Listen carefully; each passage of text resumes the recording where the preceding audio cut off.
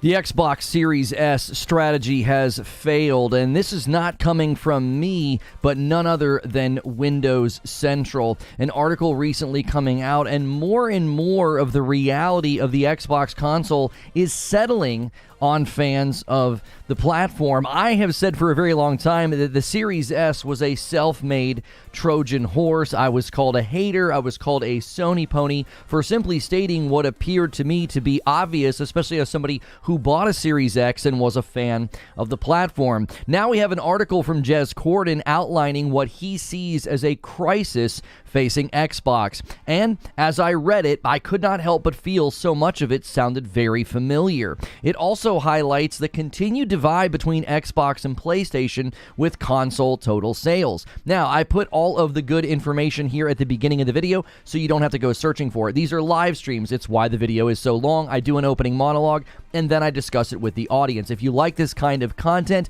make sure you hit subscribe so you don't miss out on my live shows. Now more than ever, it is clear that the Xbox Series S strategy from Microsoft has failed. The Series S was, for many, a surprise after all of the Project Scarlett and Series X marketing. Now, big fans of Xbox are starting to see it as a growing problem. Much of the concerns that I have about the Series S were recently echoed in a Windows Central article from Jez Corden. The very strong sales of the PS5 seem to be the catalyst for the article, so that will be a part of this coverage and discussion. So first, I want to walk through the article and just see what he said. Why does Jez feel that the crisis facing Xbox is hardware and not games? Now, right before I jump into the article, there is one thing that just hit my feed worthy of note this morning, a new interview with Baldur's Gate 3 devs, and his statements I thought were very, very telling. Second, I want to consider the role that the PS5 Pro is going to play this generation. This comes up in the article. I've got my own thoughts about what the PS5 Pro is going to do. Many think that it is a waste of time. Many think that it's not coming, but I can assure you that it is, and I think it's going to play a significant role in the divide between the Xbox and the PlayStation with respect to sales. Lastly, we do need to consider the total sales of the PS5. The divide between the consoles and the saturation in the market continues to be undeniable, and I don't think this is good for the consumer to have somebody winning so handily with respect to their actual saturation in the market. And you can blame Sony on their third-party deals for this. This actually is far more the results of Microsoft's own strategy and their own approach to hardware distribution. Many thinking they might get out of hardware. I'm not really sure. That's not really the gist of the article, so let's dive in here. The Windows Central article is I think, very, very important. But before I get to it, okay, I wanted to pull out some quotes from an interview with Larian Studios about Baldur's Gate 3 and the Series S. On the podcast Friends Per Second, one of the hosts asked about the Series S. Now, they set the stage by saying that they see the current gen consoles as the Series X and the PS5. So they made no bones about it. They're like, the current gen consoles are the Series X and the PS5, sort of excluding the Series S from the discussion. And they asked the following: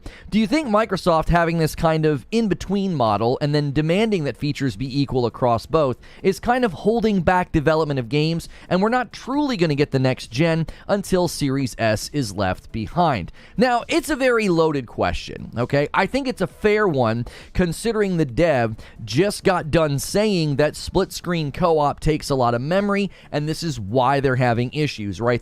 They're on record saying they're going to have to make compromises to get that to work. Xbox engineers have been sent to try to help to get this game to run on the Series S. Now, keep in mind, my coverage of this, when it hit, I was told that I was being a hater, that I was just making things up. When it first became clear Baldur's Gate 3 was not landing on Xbox, I said the only thing you could blame in the room is the Series S. I was told I was wrong, and as this is unfolded, it's been crystal clear that from the very beginning, that's exactly what the cause of the issue was.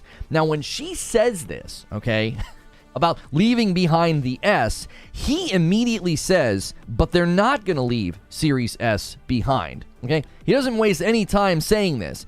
He knows firsthand about this. He knows you can't leave Series S behind. He talks about saturation in the market and how there's more Series S's in circulation. So if you're going to Xbox, it kind of makes sense you got to hit the S, and that's not necessarily important. What I think he says after that, though, is important. He says, quote, that basically means that you know what you're going to be able to do on the Xbox Series. Essentially saying the Series S and its limitations, you know what you're going to be able to do over there because you have to get it to run on the Series S. It's undeniable.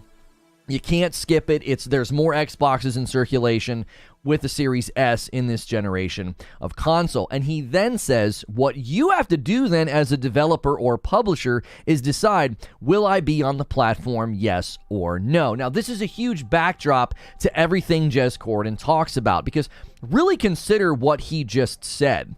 He just said that a huge deciding factor in devs and publishers coming to the Xbox platform is the Series S. Why? Because he said that's the thing that's going to set what you can do. And according to him, that limitation defines the machine. That's a quote from him. It defines the machine. So that machine is defined by its bottleneck. And it is now one of the deciding factors about whether or not developers and publishers will come to the Xbox platform. Now, keep this in the back of your mind. As we're reading through Jez's article, I've got snippets and quotes from this thing. I couldn't believe what I was reading. I was like, this is so much of what we've been saying for well over a year now. I feel like I've been saying this stuff for 2 years, okay? Many were disagreeing with his title and his byline, so let's just start there. He says, Xbox's biggest crisis right now isn't games, it's hardware. And then the byline was, the PlayStation 5 is on track to outsell Xbox 2-1 again. Now, some pushed back on this. Likely they didn't read his article. I thought it was well written and well argued. They said, well, good games are how you drive hardware. Now, I certainly agree with that, okay? I do think some of the article has its sights on something that is bigger and far more problematic. I don't think you can solve the problem with just, hey, a bunch of great games right now, because they didn't make enough Xboxes, and I'll get to that in a moment. He opens by saying, even with the Activision deal likely to close, it, quote, might be too late to make a big impact. And I have to agree with him. Like, it's not really going to matter in the context of hardware sales, okay? Keep things in context here. It might not make an impact on hardware sales. They're so far behind landing Activision Blizzard. By the time they can really start trotting out the value of that deal, it's going to be too late. This generation is already handedly going to PlayStation once again. Now, he shows the giant disparity between the PS5 and the Series consoles right now. Quote, today, PlayStation revealed that its PS5 has sold 40 million units. That essentially puts the PS5 at a 2-1 advantage against Xbox. But perhaps the split is even worse than beneath the surface. So at the end of 2022, I remember debating this with people, and I said, look, 2023, if you look at the charts, it looks like PlayStation's going to end up in a 2-1 ratio. I said, I don't think this is going to slow down. I was told that I was wrong. There was like 1 month or 1 quarter or something where Xbox did better. PlayStation wasn't circulating as many consoles. They fixed some of those production issues, and now they're blasting, just absolutely blasting out of the gate. Okay, then he starts to take aim in his article at the real problem. It's not just the fact that you're losing in a console sales saturation race. Now, some people say, well, there is no console war. This is all made up for fans and for people to make YouTube videos. That's not true. You have to consider the relationship market saturation of your hardware has to do with games and third-party developers wanting to work with you. It will have an impact on the market. This isn't some fabricated social construct. This is a real war going for ground, and if you don't have enough ground, you're going to have a really hard time getting third-party deals. There's a reason that the PlayStation 4 was able to really cement a lot of those deals, because it was saturating the market at higher numbers. Numbers even coming out showing that the PlayStation 4 continued to really gobble up a lot of the market, even when Microsoft had some of the Call of Duty exclusivity, and then those things changed hands. Now, on the Series S, he says the following. I noted in the intro that Sony has a 2-1 advantage over the Xbox Series X and S, but it's actually a little worse than that. Now, why does he think this? He says, I was quite bullish on the Xbox Series S strategy in the early days. On paper, it makes a lot of sense to have a more affordable SKU that can potentially target students, younger gamers, the gift market, and stuff like that. The Xbox Series S makes up a significant chunk of the Xbox Series X and S player base, although we don't know exactly how much. Now, at one level, I think a lot of people agreed with this, okay? I don't think he was off base thinking, hey, having a Series S, having a more affordable console, you're really going to be able to edge into the market. You're going to have a lot of people going to the store and seeing a PlayStation 5 at, $400 and $500, and then they're going to see the Series S and say, oh, I'm going to buy this instead. So I think at one level, he was correct, and many people were correct to think that, hey, this may actually help Xbox this generation, especially when you watch the marketing promises that it would do everything the Series X did, just at 1440 resolution. That video that we recently looked at that has been set to private by Xbox, those promises, you can only be, going off of the information you have at the time. So anybody that looked at those promises and then looked at the price point thought, man, this is going to make a huge difference for Xbox, okay?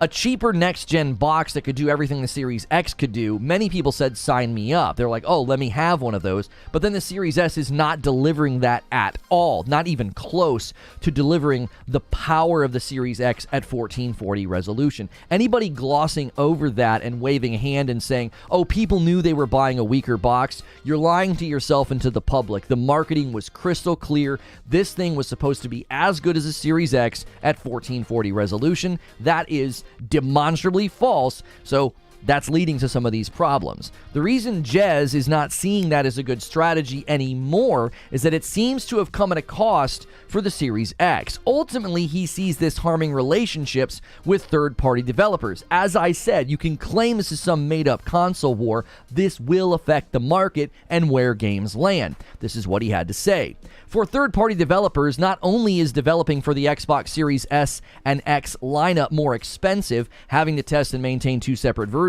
it also comes with poorer margins. Seeing you're obviously going to sell far less on the Xbox X and S, the S version will also showcase games at their worst, which is not something developers would want to ideally do, making it easier for PlayStation to land marketing deals. Time and time again, I tried to stress this point when the discussion came up. You're not just asking devs to do more work, which costs them more money, which hurts their margins, but they're doing it for the console that has less saturation in the market. So they're spending more money, harming their own margins to sell on a platform that doesn't have very good market saturation. Not only that, your game is going to end up in comparison videos and not look very good on the Series S. Any of those performance comparisons that are out and available right now just absolutely prove the Series S is lagging significantly far behind. Beyond that, the Series X has not been able to show off its power, and Jez agrees with me. I stressed this recently. I said, where are the next-gen games? This is when I mistakenly said, well, Halo Infinite's not first-party. I was trying to say Halo Infinite's not next-gen. Where are the games they're going to show off the power of the Series X? Here's what Jez has to say. Much ado was made about the power gap between the PS5 and the Xbox Series X at launch. On paper, the Xbox Series X is, quote, more powerful than the PS5, but we've yet to really see that manifest into actual results. Outside of Gears 5 and Forza, Microsoft hasn't really produced games that are truly visually impressive generally, with the spectacular license we have seen out of games like Horizon Forbidden West and Final Fantasy XVI. I would argue the comparison between them when you look at like next-gen performance, it's far more damning than like, well, we have Gears 5 and Forza and they have Horizon and Final Fantasy. What about Returnal? What about the Demon's Souls remake? What about Ratchet & Clank Rift Apart? What about Burning Shores DLC? These are all very powerful showcases. Even the director's cut updates to Ghost of Tsushima and Death Stranding are impressive, but if you're comparing the onslaught of next-gen on one to the other, it is incredibly lopsided. 3 years in, my Series X has yet to deliver anything close to what my PS5 has. And Jez is good to point something out that has been disappointing about the Series X. He says, additionally, analysts like Digital Foundry repeatedly cite that the Xbox Series X versions of games having slightly worse performance than their PS5 counterparts. Really start to make you wonder about the Series X claims that it's the most powerful on paper. You could claim this is the Series S's fault. It's the problem child. It probably gets the lion's share of the attention from developers, which maybe means the Series X is not getting optimization love. It's not getting as much attention. We don't really know, but I'm hazarding a guess that the Series X is never going to emerge as the most powerful console in actual evidence. You can claim it all day long on stat sheets. The proof needs to be in the pudding. He then cites the problems that Larian is facing with Baldur's Gate 3 and how Halo drops split-screen plans as well. And he concludes that, quote, other developers have also complained about the console over the past few years, and as we head deeper into this generation and games become more complex, it's going to become an ever-increasingly fraught issue. I've tried to make this case many times. I felt like I was watching one of my own videos reading this. I was like, I continued to tell people this. Developers always push the envelope. Oftentimes, it is frustratingly done at the loss of solid performance. They love to push things. They love to push resolution. They love to push lighting and textures, and then your game doesn't run as well. That's what developers like to do. This makes the Series S strategy even more fraught with problems. We're 3 years in, and it is already a millstone around the Xbox console generation, in my estimation. Compounding this problem, Jez sees the existence of the PS5 Pro actually making things worse for Xbox. So he believes the PS5 Pro is real, and he's concerned about what's going to do to the current landscape and the divide. Quote, Sony doesn't have to deal with this SKU disparity. Instead of trying to target the lower-end market, Sony is instead plowing ahead with an even more powerful PS5 Pro, according to reports. Tentatively, based on my research, it seems that Microsoft is not going to have an answer for the PS5 Pro either, at least initially. The PS5 Pro will be more powerful and more expensive than the PS5 and Series X, potentially allowing for 60 FPS or higher frame rates without compromising 4K resolution. Now, I'm going to expound more on this in a moment because I think the PS5 Pro has a chance to stand very tall in the market for a variety of reasons. I might even do a show about just the PS5 Pro. I've got some ideas, okay? But here is how he sees it being tied to the Series S conundrum, because you're like, well, what would the PS5 Pro have to do with the Series S? He says the following. We've already seen games struggle to hit 4K 60 on the Xbox Series X and PS5, including Microsoft's own Starfield and Plague Tale Requiem last year. I'm going to zero in on this. I don't know why he's framing this. This has never been an expectation, but let's just continue to read the quote. The 4K 60 is not the struggle. That's not been any... There's almost no game citing that. They're not trying to hit that, okay? He says, meanwhile, Microsoft is struggling to get current-gen games running on its cheap and cheerful Xbox Series S. That's a major problem that will only get worse as the generation follows the market leader, Sony, into higher fidelity gaming. I, again, find the framing about 4K 60 to be interesting because he includes Starfield. 4K 60 has not been the goal for almost any of the first-party Sony titles. 4K 30 is typically the goal, and then you have the option to run like 1440-60 on performance mode. And then there's like in between, right? There's like, you know, ray tracing mode with 60 and it's dynamic or whatever. Listen, Starfield doesn't offer either. Starfield's not struggling to hit 4K 60. Starfield's not even trying to hit 60. They capped the game at 30. So, like, framing it as if, like, oh, Starfield's one of those poor games out there struggling to hit 4K 60. There's not 4K 60 games out there. There's not a goal to hit 4K 60, okay? Now, outside of that odd framing, I'm not sure why he framed it in that way. I actually agree with him that current gen is struggling on the Series S, and the market will follow power and innovation. It's not going to follow low-cost, min-spec, entrance-level machine. Jez Corden's right on target there. The market's going to follow power, and PlayStation is seemingly leading that charge. He also sees cloud gaming as a large part of the blame here. In similar fashion, he claims he was very bullish about cloud gaming in the way he was bullish about the Series S, but he feels the focus on cloud gaming is part of the blame here, and this is part of the sales disparity in his mind. He says, much like the Xbox Series S, it seems that Xbox Cloud Gaming has been at the expense of the Xbox Series X. Microsoft hasn't really made any secret of the fact that Xbox Cloud Gaming is powered by Xbox Series X chips. One of Microsoft's biggest issues since launch has been stock levels, which have been dismal since before the pandemic.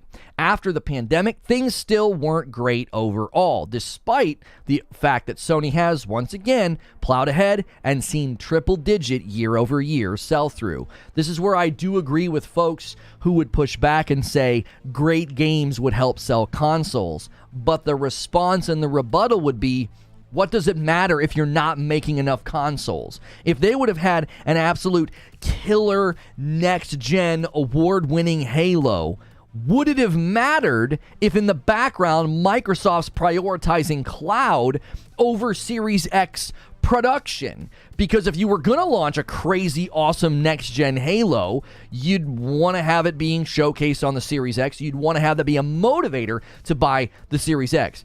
This should make you question the fidelity, the graphics, and the power of all of the games coming out of Xbox beyond now. I'm talking Hellblade, I'm talking Fable, all those games, you should be looking at them with a skeptical eye. Now, more from Jez. He says, Microsoft now runs the risk of making PS5 the default console that everybody simply buys without a second thought. The console all your friends have, the ecosystem your family is in, and the platform with the big household name games you want to play.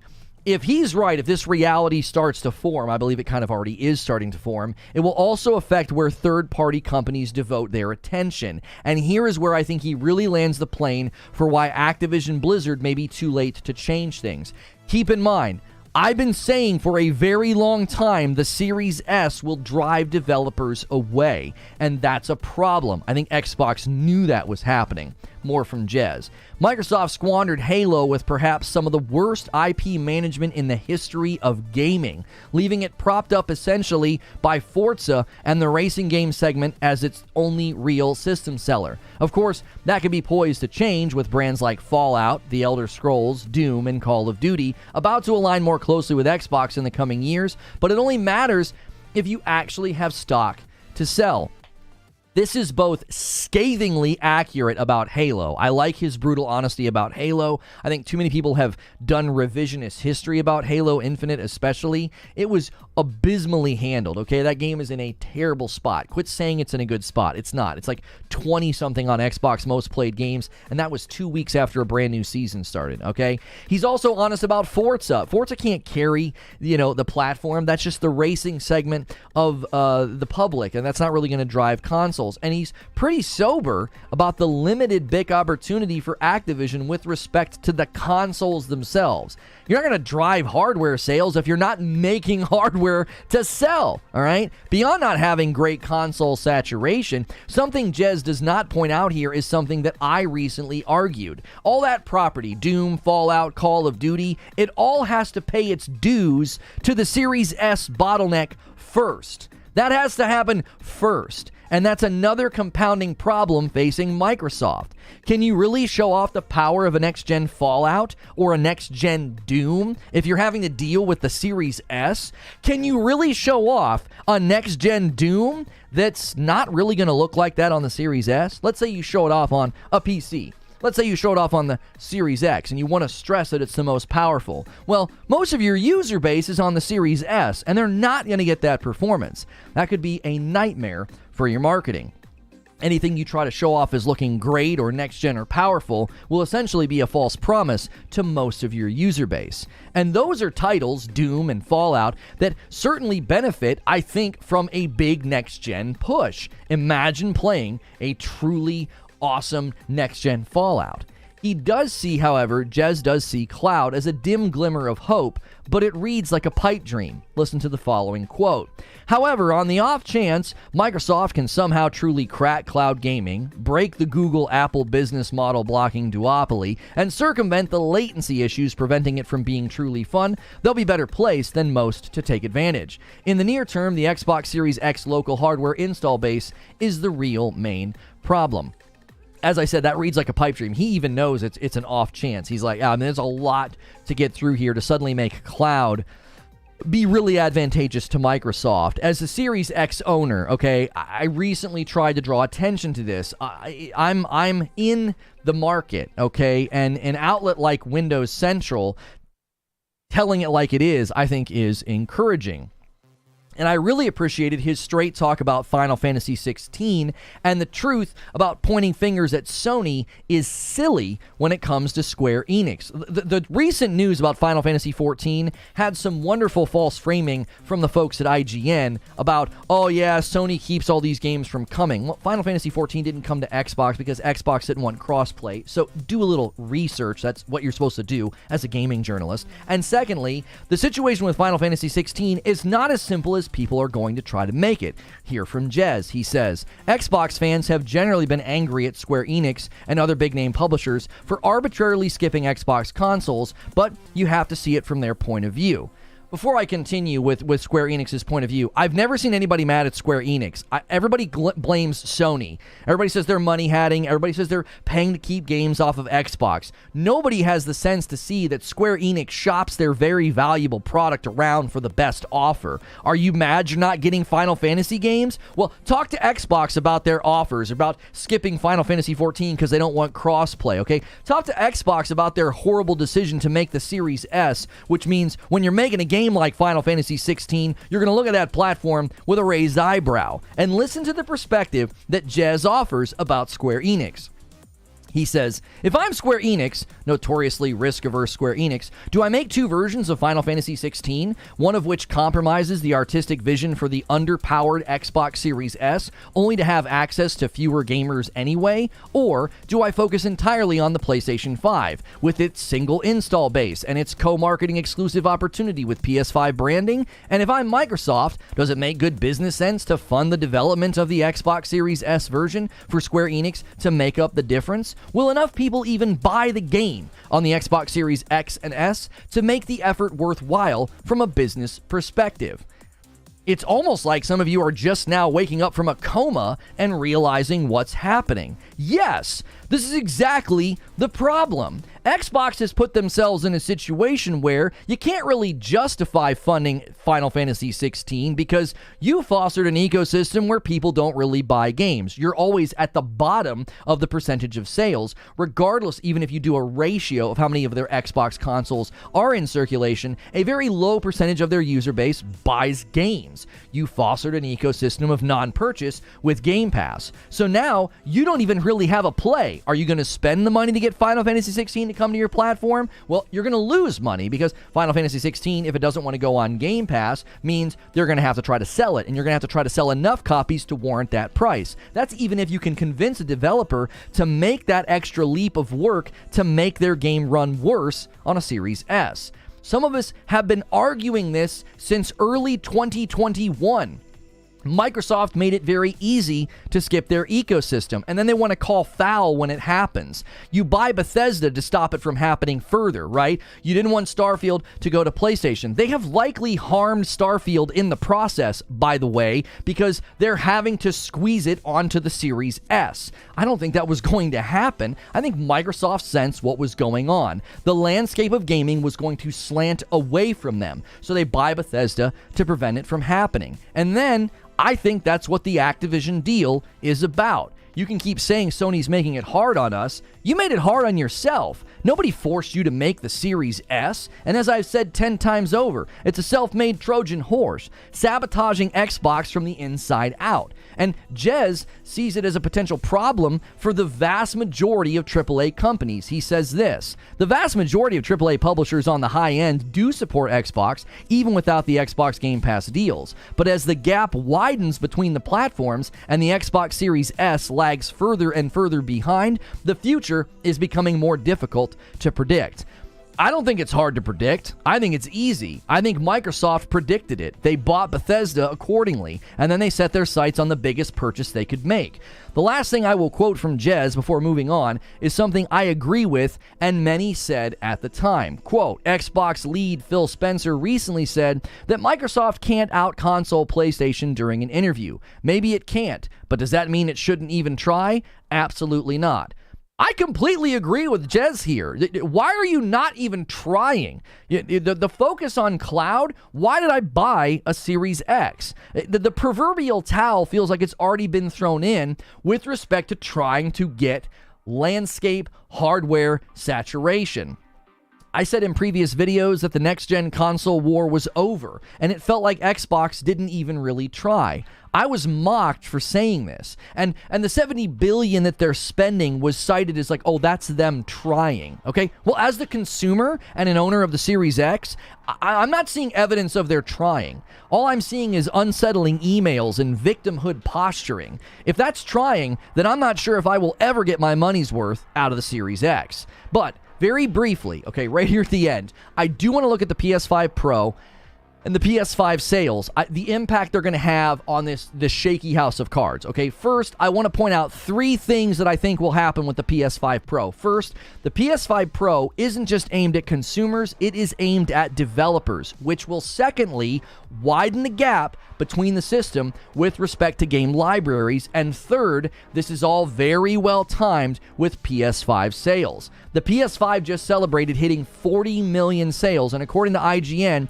overall, the current sales performance puts Sony in a good position to achieve its fiscal year shipment target of 25 million PS5s, and we'll know more in the next few months. Somebody's forecasting they're going to hit 21 million, but PlayStation's aiming at 25 million just this year. If they land anywhere near that target, they're going to sell as many PS5s in 2023.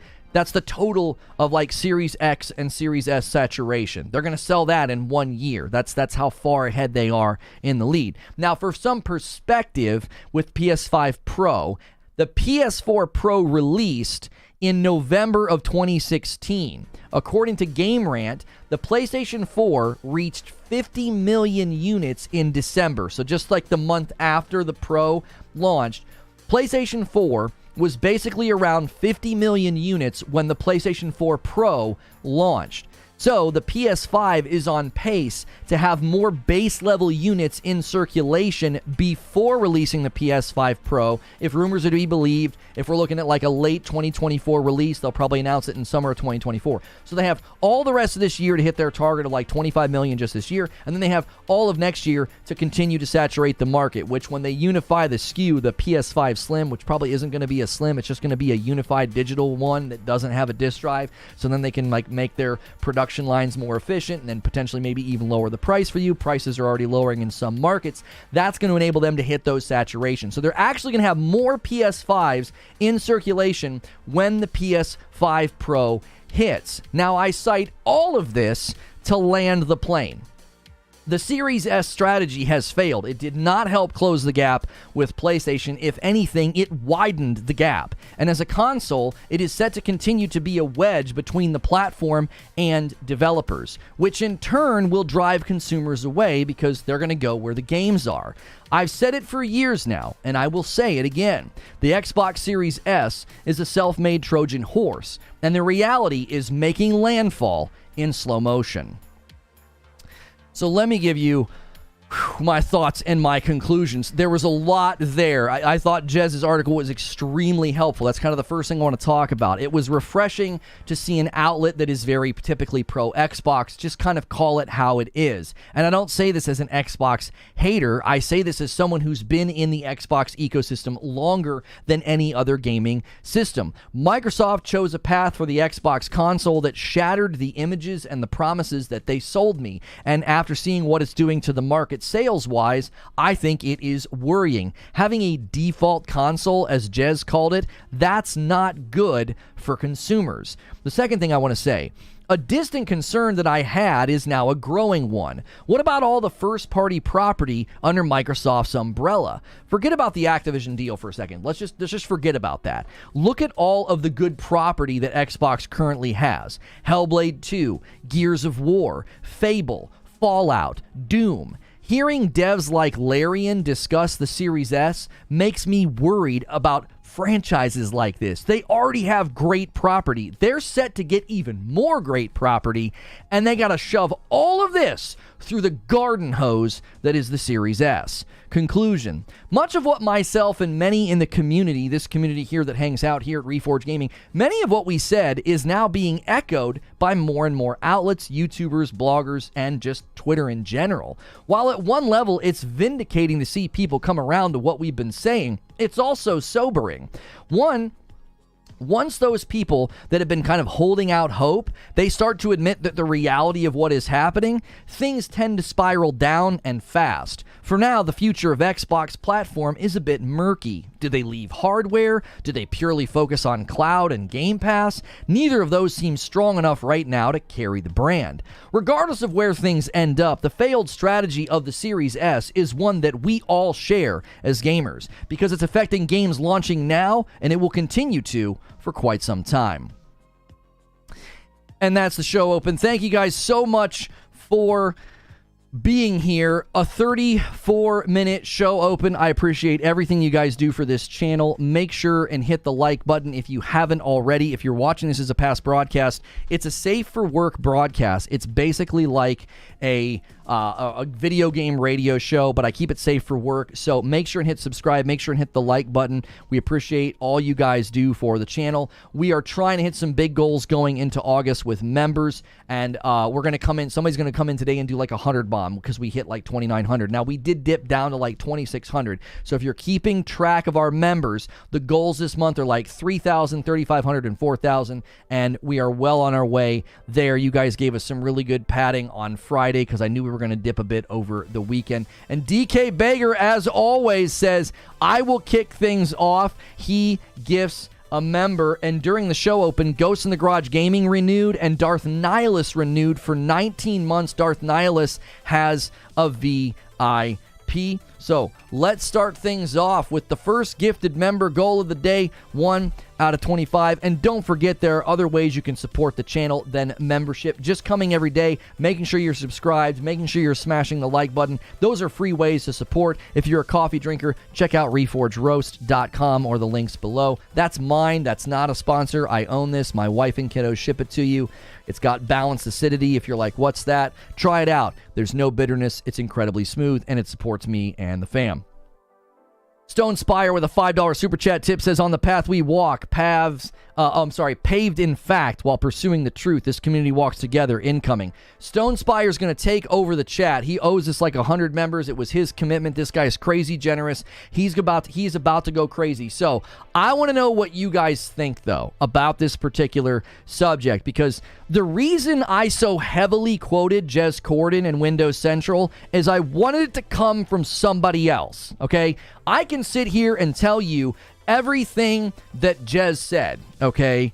Everything that Jez said. I could tell you that 10 times over, and everybody would dismiss me, call me a Sony pony, call me a hater. This guy writes for Windows Central. He is very much in Xbox's corner, and he's like, this is not good. This situation is now reached the level of a crisis. Another gifted member coming in from Joker Quinn, and thank you for these renewals.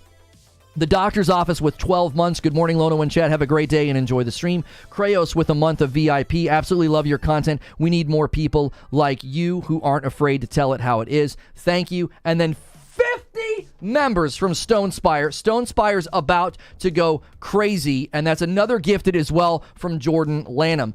He committed that if we got to 2,900, he would do 100 members. We're going to have another banner day on the channel already at 53. You guys should try to undercut him and start hitting goals while he's doing his 50s. You should definitely try to disrupt what he's doing with your own gifted members. So while that's sort of taking over the chat, let me just kind of talk about this situation, okay? I don't like doing Series S shows, okay? There were things that were coming out that I avoided because I was like, I've already done about 3 or 4 shows on the Series S. I have tried to spread them out. If you go to my channel and you search for Series S, I believe this is like the 4th show that I have done. And the reason we wanted to space them out is, number one, yes, it's negative. I know negative gets more clicks. When we do positive content, like last week, we did a bunch of positive content. Ghost in the Garage Gaming, he's going to come in. Ghost and the Garage Gaming says, I will 100% disrupt what he is trying to do, and he drops a 50 bomb on chat. We are in the midst of a 50 gifted member train. This is insane. Eternal Darkness with 18 months is here's to a great show today. So back to what I was saying. I know that negativity gets the clicks. I'm not a negative channel. I know people on Twitter will have you think that, but if you actually come and watch, I've had some people leave comments recently. They're like, hey man, people out there hating you drove me to your channel. I actually think your content's quite good. I've gotten a lot of comments like that. So if you're new or you're just checking me out, last week we covered all kinds of different things. We covered the new Lords of the Fallen information. We definitely wanted to check that out, and we covered that. And what else did we cover? I'm forgetting. So we covered Lords of the Fallen. We covered the Ratchet & Clank PC port. We covered Remnant gameplay. We covered the new hands-on gameplay with Armored Core, and we covered Diablo 4. Okay, that's a lot of content that wasn't negative. It was having good discussions about games. If that's what you want to do, hit subscribe and make sure you're here every day. All right, Big O with 19 months. I'm dying to use my Xbox, but there's nothing to play. The S is a cancer to gaming. And then Ganks with 28 months, and it's a VIP. Bring on those gifted. I want to see this homie do a little dance at 3,500 members. Thank you, Ganks.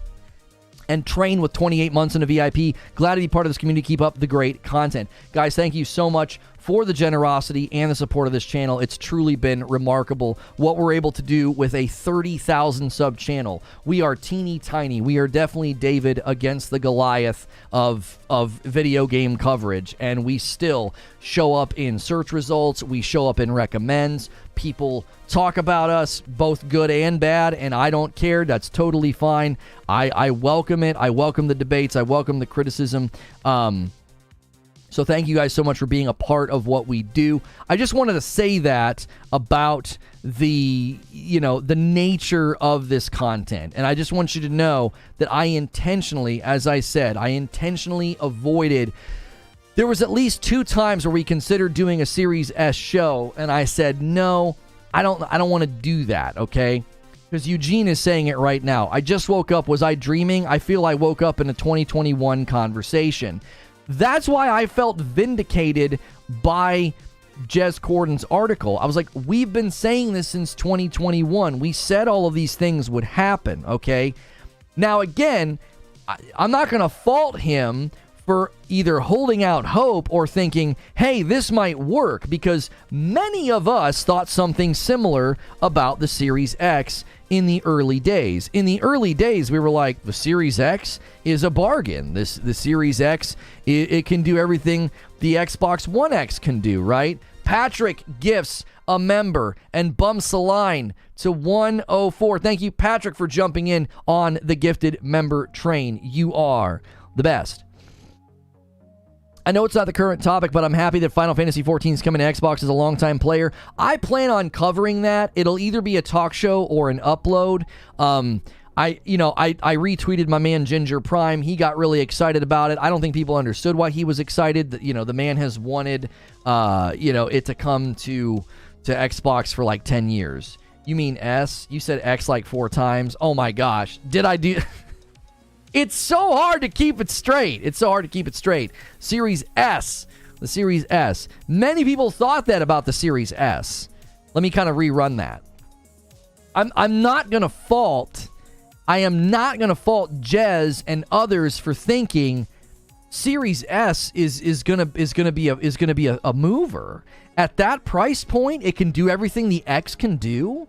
Like, I have a hard time faulting him for thinking that. Now, those of us that started to draw attention to the fact that the Series S was not going to be able to do those things, we were called haters. Dan gifts a member, and it goes to Work and Lurk. Thank you so much. 105. Man, that's tempting to a 20 bomb. Come on, don't let Stone Spire and Ghosts in the Garage Gaming have all of the glory. Stone Spire says, second 50 bomb is going to have to wait till my company paycheck clears. For some reason, bank hasn't cleared it. My apologies. Hey, I know you're good for it. You got everybody go crazy on Friday.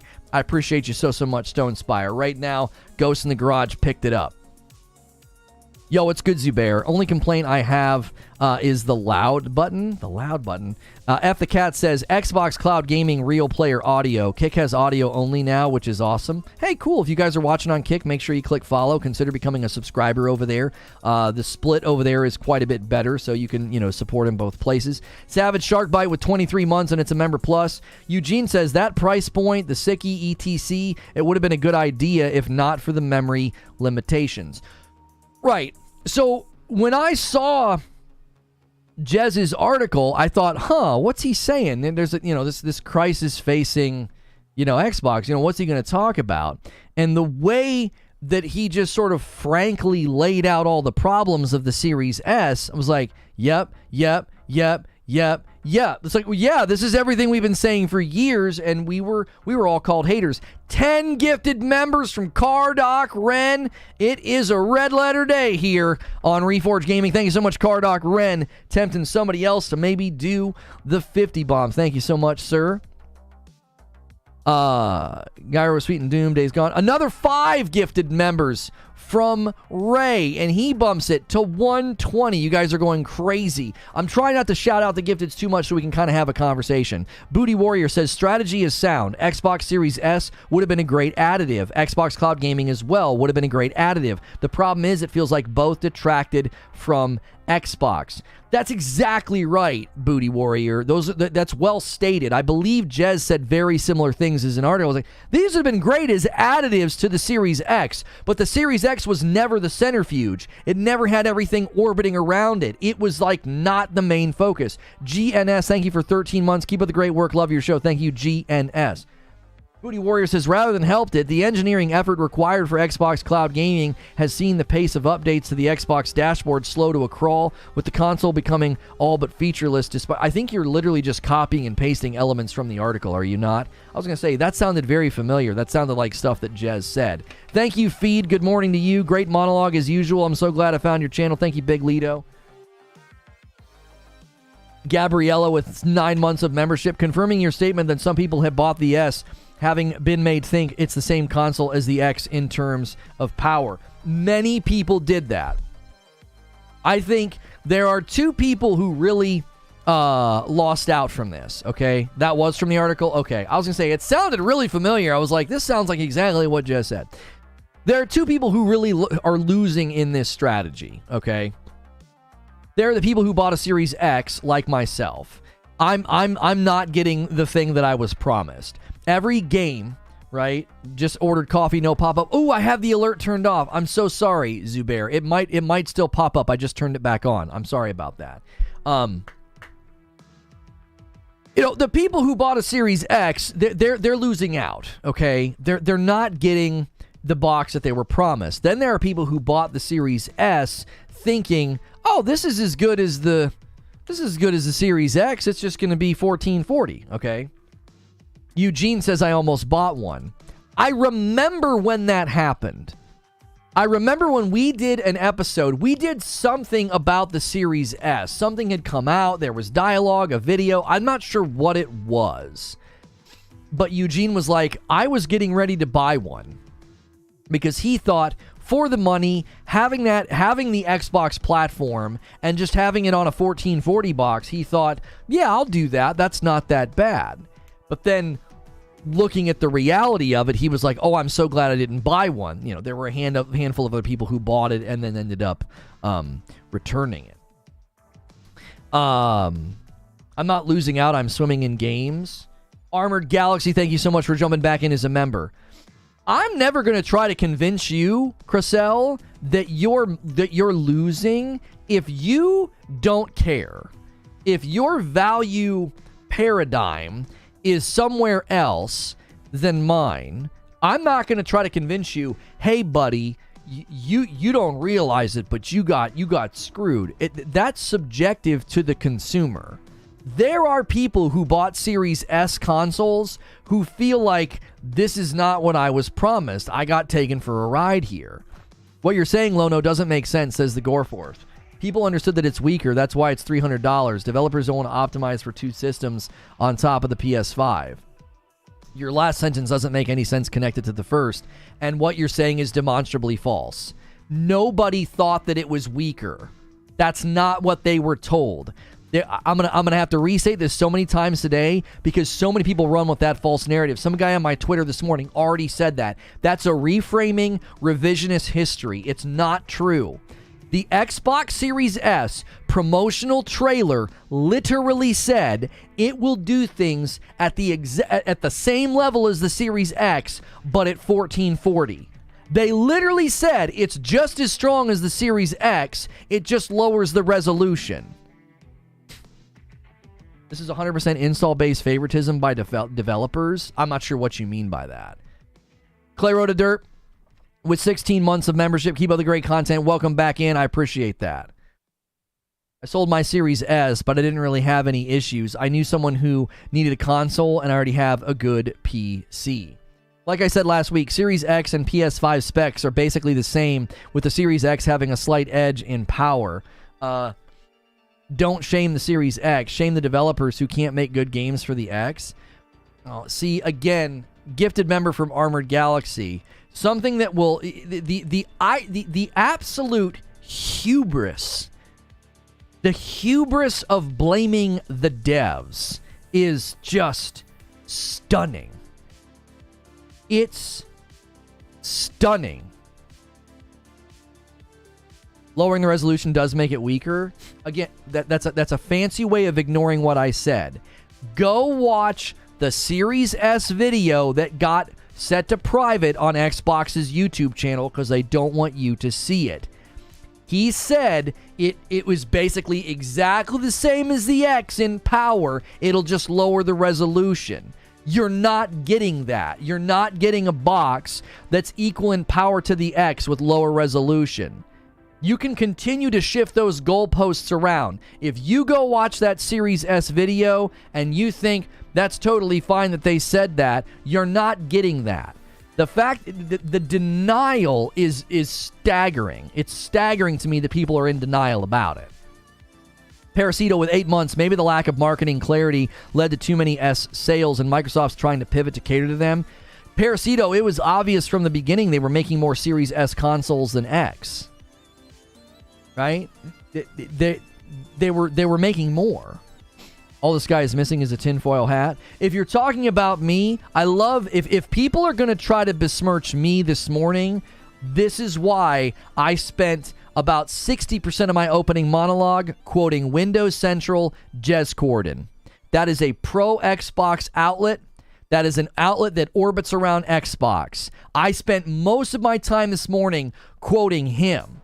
So if you're going to come at me and claim Sony pony hater, where's the tin foil? I quoted a guy who extensively covers Microsoft and Xbox and is hugely in their corner, and he basically admitted to everything I've been saying since 2021 about the Series S.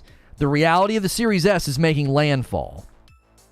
And you can continue to reframe it and wave your hand and do revisionist history about the marketing and the things that they said that didn't end up coming true. It doesn't change reality. You cannot change reality.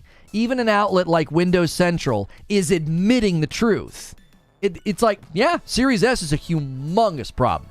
It's huge. Well, what did people expect? No, that's not a response. That's not a response to the problem. From what I heard, they committed too many Series X as server blades for the X Cloud. Jez Corden talks about that in his article.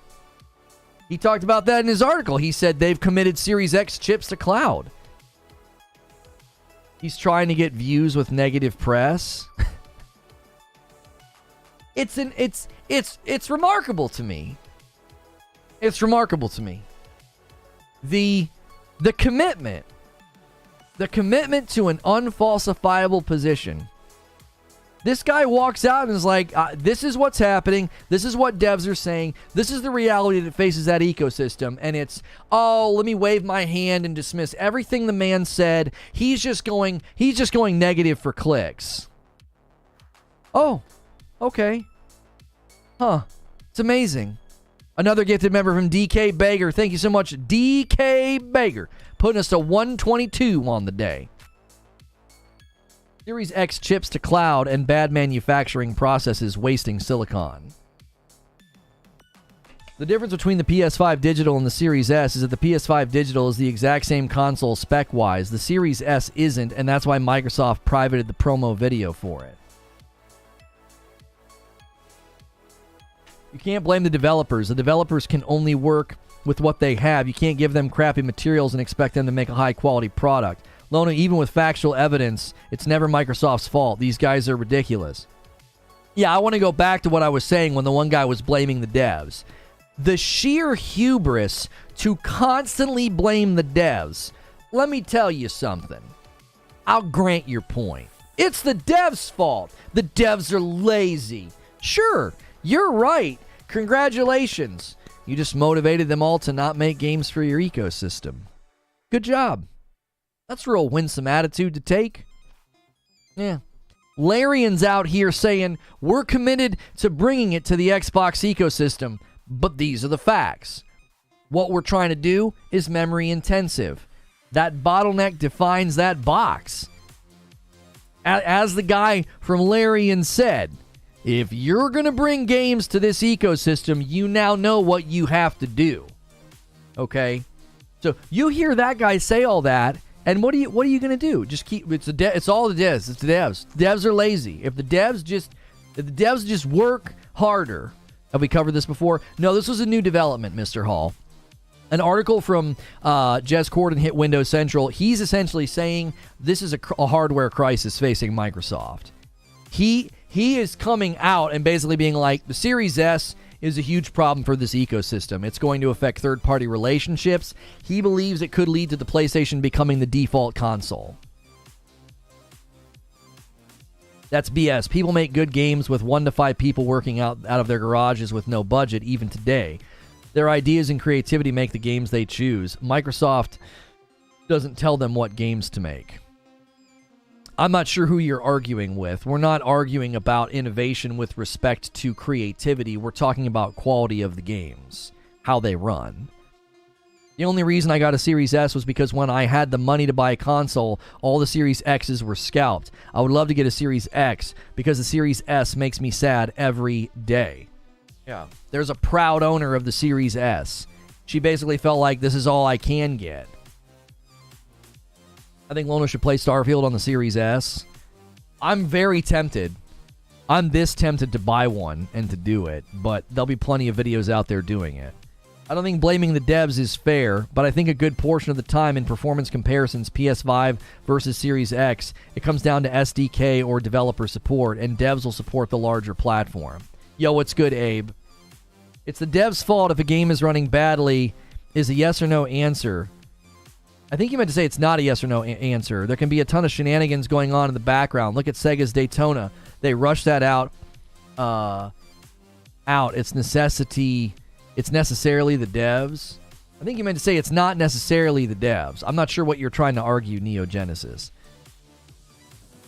That wasn't in response to people saying that games aren't the devs' fault. Oh, that was in response to people saying that games aren't the devs' fault and that they only work with what Microsoft gives them. That's why I said BS. Okay, you reframed the argument, Solemn. You reframed the argument. So you think when someone said they can only do as much as what Microsoft gives them, you're like, oh, that's BS. Small companies make creative titles all the time. You're reframing the argument. That's not even a goalpost shift. You just went to a different stadium. Nobody was talking about that. You completely changed the subject. When someone said that, when they said they can only work with what Microsoft gives them, we're in a stream about the Series S. We're talking about Larian. We're talking about Baldur's Gate 3. We're talking about struggles. We're talking about devs being blamed for games not running well. You just completely changed the subject. That's not what that person was talking about. I'll send you my S, Lono. It's a paperweight for me. I'll trade you for coffee. Laughing but serious. Listen, man, if somebody sends me a Series S to my P.O. box, you're a legend. Oh, listen, J-Dub. Listen. You send me your Series S so that I can show people what Starfield looks like. And what's that worth, you guys think? Is that box of coffee, you know? Four or 5 bags, maybe? I don't know. That might be worth it alone, just for the video.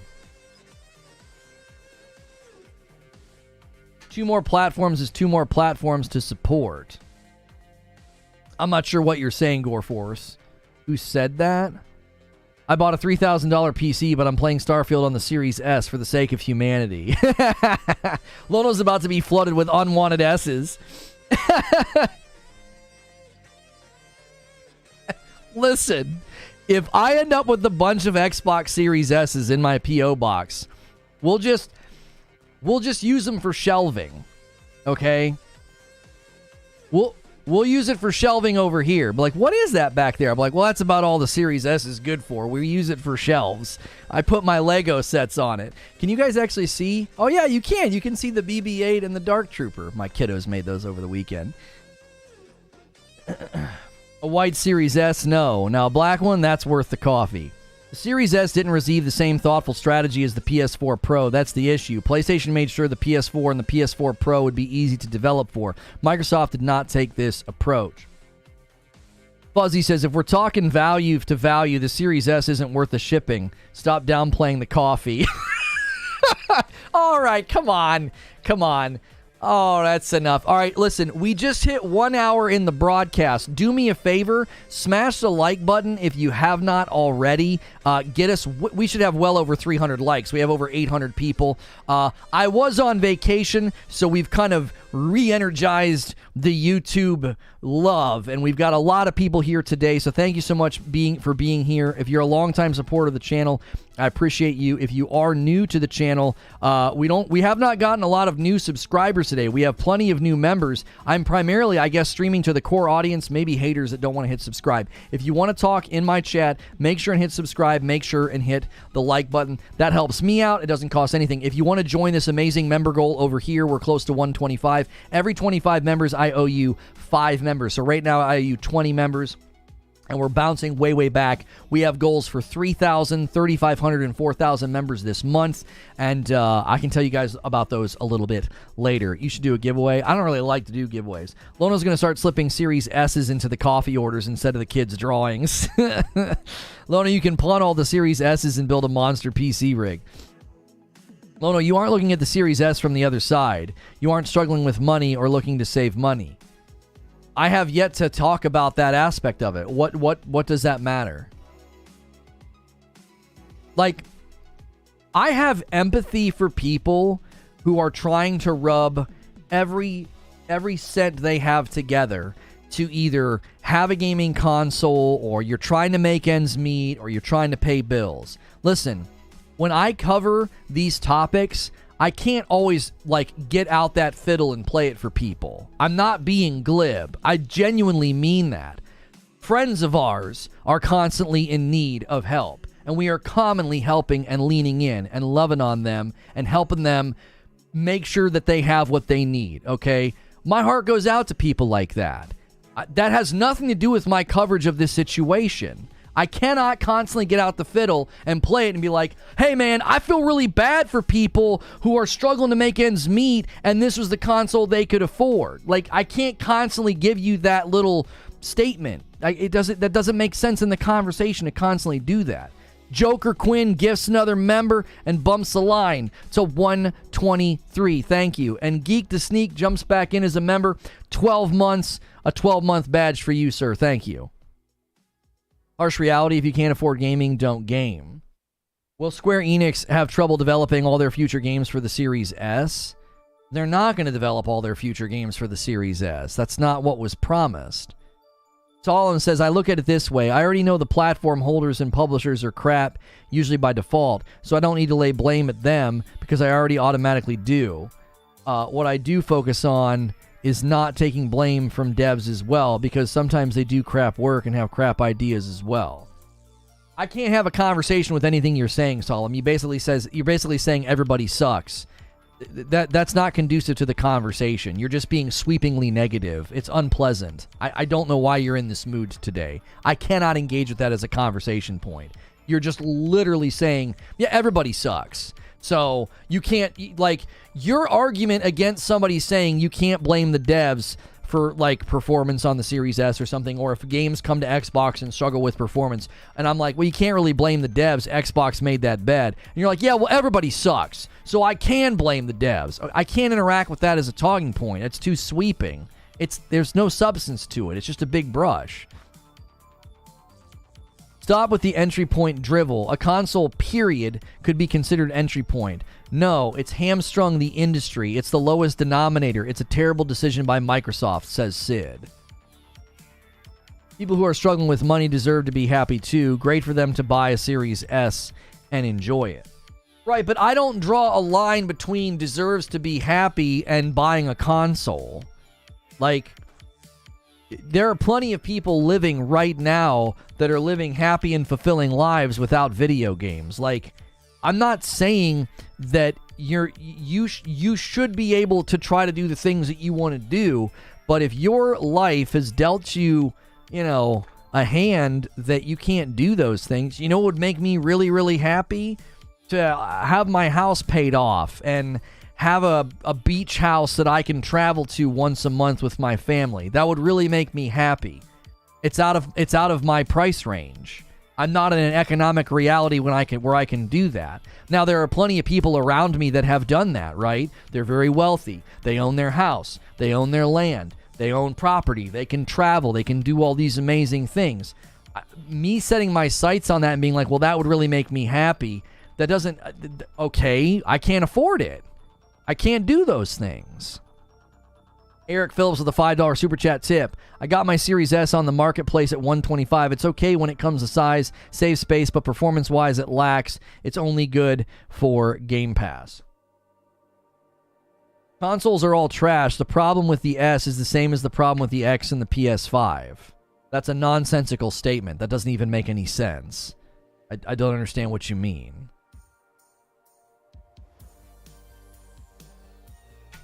That doesn't even make any sense. Series S existence isn't the issue.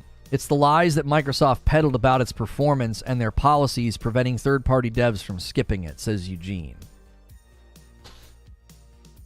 I'm going to push back a little bit on what you're saying, Eugene. They are essentially, you just restated your assertion. You're not backing your assertion. Back your assertion.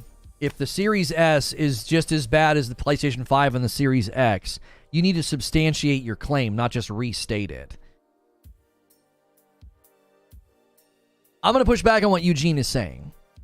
The Series S existence is the problem because you couldn't economically skip the Series S. It wouldn't make any sense. Making a version of your game for the Series X only. Let's just say you're a multi-plat game. Let's say you're Remnant 2. And you've got a version for PS5, you've got a version for PC, and you take the time to build a version just for the Series X. I don't think you would recoup the cost. The amount of Series X's in circulation is too low, and it's an ecosystem that constantly lags behind on sales. That's the issue. It's like, well, no one would do that anyway, Eugene. Even if you could skip the Series S. Now, in Larian's situation, if you get really, really invested and you have a lot of sunk cost in building for Xbox, sure, at that point, they might say, if we cut off the Series S, we can actually launch this dadgum game and recoup some of our costs here. Yes, going forward, Eugene, I don't think anybody would even ask for that. Hey, can we skip your Series S? Why? Why would you want to do that? You want to make a game for an incredibly small footprint? What? You're not going to make your money back. That's not a sound business decision. So yeah, I think the Series S's existence created that problem. Fuzzy Muffin says, if you buy a budget car and are wondering why it doesn't perform and have the bells and whistles of a top-line Ferrari, Series S owners are going to have to realize all the games are not going to be coming to the console, and they also should not. So that's what I was referring to, says Crosell. Do you think Square will have problems developing for the Series S in the future? That's the thing. There are going to be certain games that just say, we can't do that. Do you know what games are likely going to come to Xbox? Some of the remakes. Some of the remakes. They're not going to bring future anything Final Fantasy 16 and beyond that's at that level of fidelity. It's not coming to your Xbox ecosystem. I hate to be the bearer of bad news. You're cannibalizing another show. I don't want to talk about Final Fantasy and Xbox right now. It's not relevant to today's discussion. Don't keep ham-fisting Final Fantasy into today. You're eating my content when you do that. Like, if I talk about too many topics in a 2-hour period, I won't have any shows the rest of the week. Like, when the news gets dry, I got to be able to grab something that happened and make a show out of it, right? Like you got to chill chill on Final Fantasy for a little bit. I'm happy to talk to you about it. Today is more about the Series S, the PlayStation 5 Pro, the PlayStation 5, the market realities. I didn't say anything about Final Fantasy. The catalyst for what you're saying is Final Fantasy coming to Xbox and the Square Enix announcement. Do I really need to spell out the logic of your own insistence on talking about Square Enix? Like, seriously, please just stop. Average Series S users won't have any issue with their Game Pass games. Most are not buying anyway. If I buy into a Ferrari Series X, my Ferrari shouldn't be held back by the H Civic. Yo, what's good, B-Rex Media? How are you? What's good, Captain Steve? The Series S forcing game devs to have to worry about having a version that will run on it on the lower benchmark. Okay, let me outline the options, because Captain Steve's drilling down on this, and I think it's important to drill down on this. There is no way forward that isn't fraught with problems, okay? Without the Series S, wouldn't Xbox market saturation be smaller than it already is? No, I don't agree with that. I don't agree with that, Crenab, because what they could have done is thrown their weight behind the Series X and sold it at a greater loss. If Microsoft's proven anything, they can do things at a loss. They can afford it. So if they would have done that with the Series X and had compelling next-gen games, I don't know if what you're saying is true, Crenab. It's almost impossible to unknit and reknit the sweater. Like, we're not Doctor Strange, right? We can't, conceive of alternate realities. But I want to drill down on what Captain Steve was drilling down on. Last time I'll post, it says, Eugene, if you're making a PC version, making an X version isn't hard. All the hard and difficult work is making the S. Right, and that's related to what Captain Steve's drilling down on. There is no good option going forward. There isn't. Okay? Option A is what they're doing right now. Lono's audience thinks the PS5 is perfect. No, we don't. If you're just going to come in here and start projecting falsehood on the audience, just leave. You're not welcome here. You're not. That's not true. There are plenty of people in my audience right now who don't even own a PS5. So take your false narrative and your attempts to bait an argument so you can take a clip to Twitter and just take a frickin' walk. There are plenty of people in this community that you do not speak for. They don't even have a PlayStation 5. So take your falsehood and find podcasts that peddle in falsehood. You're not welcome here if that's what you're going to do. Monty Mole was 6 months. Thanks for the gifted. Love this community. Thank you. There are no good options. Number one, keep doing what you're doing. Keep doing what you're doing. If you continue to do what you're doing, you're asking developers to go through what Larian is doing. If you think the development world is specifically looking at this and just ignoring it, you're kidding yourself. They're watching what's happening with Baldur's Gate. Yeah, look at people in chat right now. I only own an Xbox Series X. I got somebody here on Kick. I'm PC Master Race. Plenty of my audience don't even have PlayStation 5s. Well, no, selling the X at a significant loss would make them behind for more than half a generation, like Sony did with the PS3. Selling at a loss doesn't get you behind. It potentially gets you caught up because you can distribute more because more consumers buy. Demand is largely influenced oftentimes by price. Look at Series S saturation versus X. Series S was selling faster than X. Price point was a factor. Okay. So that's option one, is just keep doing what you're doing. If you're just going to continue doing what you're doing, that's all you're going to get, is you're going to get continued devs saying, we don't want to go over there. The developing world right now is paying attention to Larian and Baldur's Gate 3. Baldur's Gate 3 is one of the biggest launches this year, and what's the dialogue centered around? We can't get it to run on the Series S. Developers are taking note. So if you keep doing what you're doing, you're going to lose games. You're going to lose potential relationships with third-party developers. What's option two? Well, let's let devs skip the Series S. That's not a very good option. If you let devs skip the Series S, that's most of your consumer base owning a console right now this generation. Also, you're going to try and convince developers to sell to the smallest percentage of your console base, which means they're not going to make a ton of money. Your console's known for not selling. You don't have high sales percentages anytime sales reports comes out. Some of that's because of Game Pass. Some of that's because of market saturation. Some of that's because the ecosystem is like, oh, I'll wait till it hits Game Pass. You've made everybody bargain shop, basically. You foster that ecosystem. Your third option is to allow games to hit the Series X in a different way than it hits the Series S. Oh, well, you don't get split screen over there, but you get it over there. That's not a good option either. There's no good option. Keep doing what you're doing. Let people skip the Series S. Let people gut the Series S versions that land. None of those options are good. None of these are bright futures. That's precisely what Jez Corden's article was getting at. I intentionally leaned heavily on that article this morning because it's like, I've said all of this for years and have been called a Sony pony and a hater for years for this. And now you got somebody who is firmly planted in that ecosystem saying this is a problem. Third option sounds the most logical. P. Dudley, I probably agree with you on that. I'd probably agree with you on that because at least they're getting the game. They're already getting diminished performance anyway. It's a hop, skip, and a jump from less features.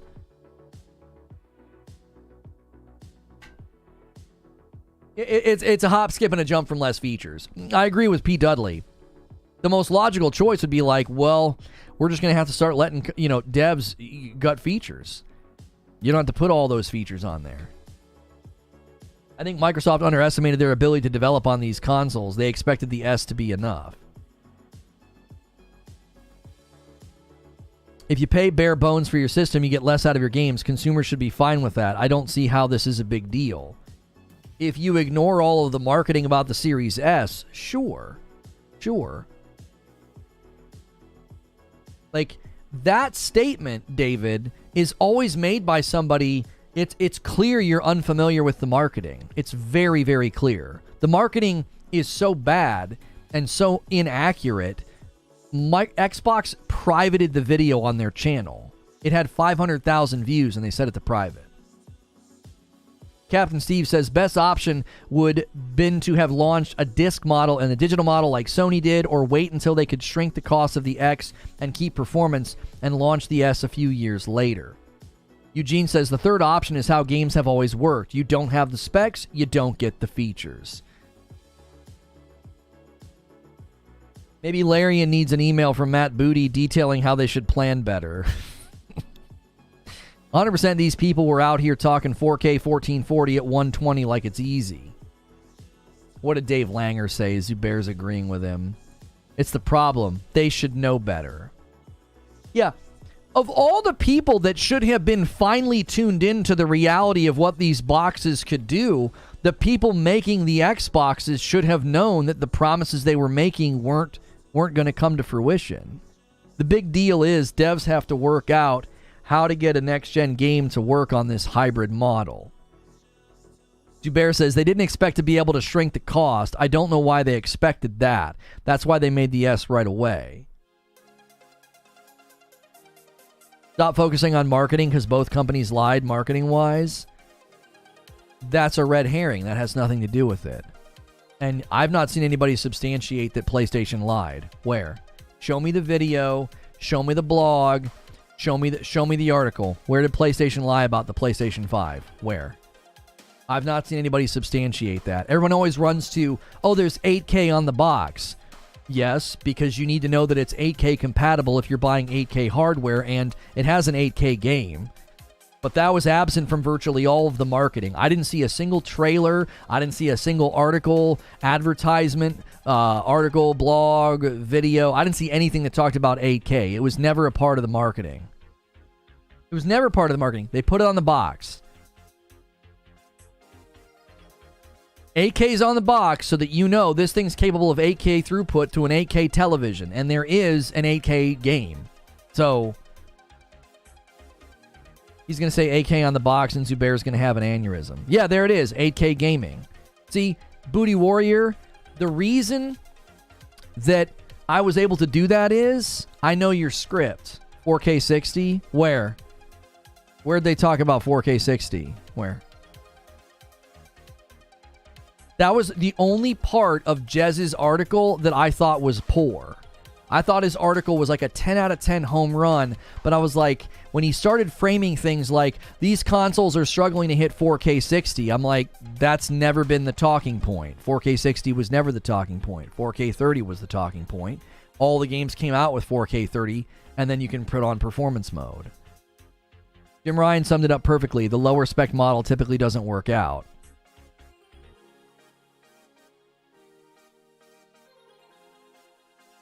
$8K on the box. Yeah, your $8K on the box has been dealt with. Do you have any other points?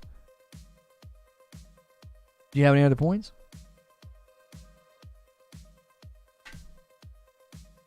$8K isn't really for games. It's likely more for 8K movies or TV shows. The console can output 8K, but it doesn't mean there's ever going to be 8K games for all the 5 8K televisions in circulation.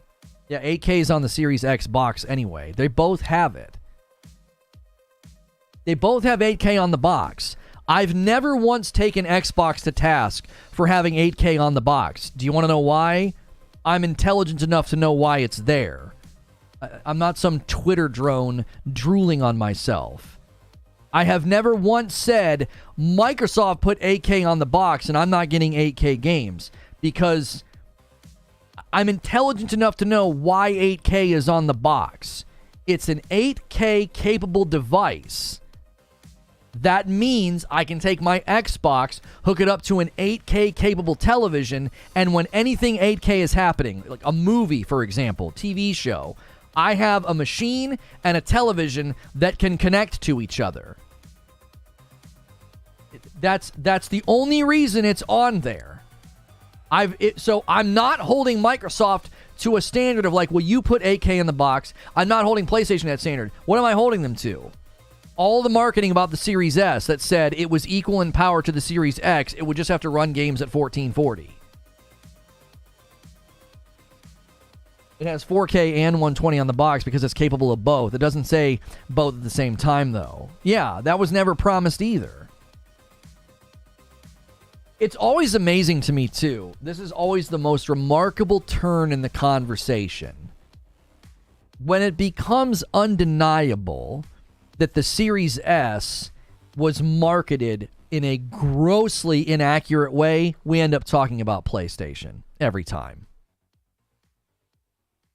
Every time. Why? Why?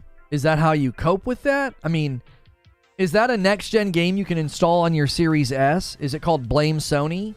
Man, my Series S is not getting the performance I was promised, but at least I can boot up Blame Sony, and I can play that game every day.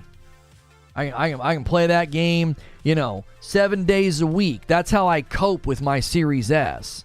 How much does that game cost? Does Blame Sony come on Game Pass? Does Sony the red herring? Like, is that the DLC? Like, is that coming to Game Pass? What does that have to do with the discussion about Microsoft entered the market this generation with a strategy? That strategy has failed, and the future doesn't look very promising. It doesn't.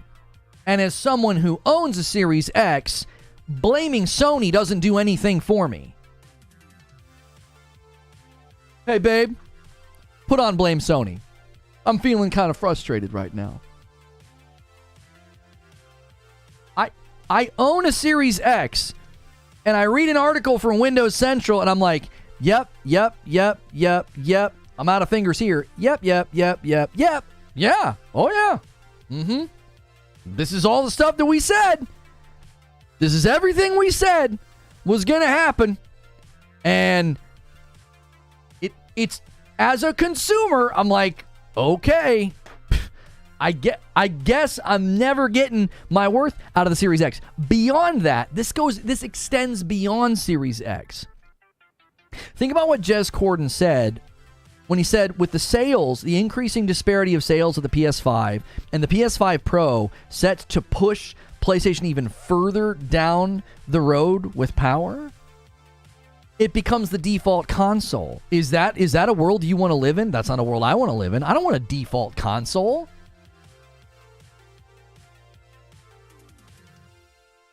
Aesthetic Perfume with a 5 spot. Down the line, Microsoft will offer their demanding current-gen games only on cloud for Series S and have some sort of parity. Continue the good work, bro. I appreciate that, Perfume. Jez touched on that in his article. He doesn't think cloud is at a place where that can be leveraged just yet, and I agree with him. Dark Taco gifts a member and puts us right on the doorstep of 125. Thank you so much, Dark Taco.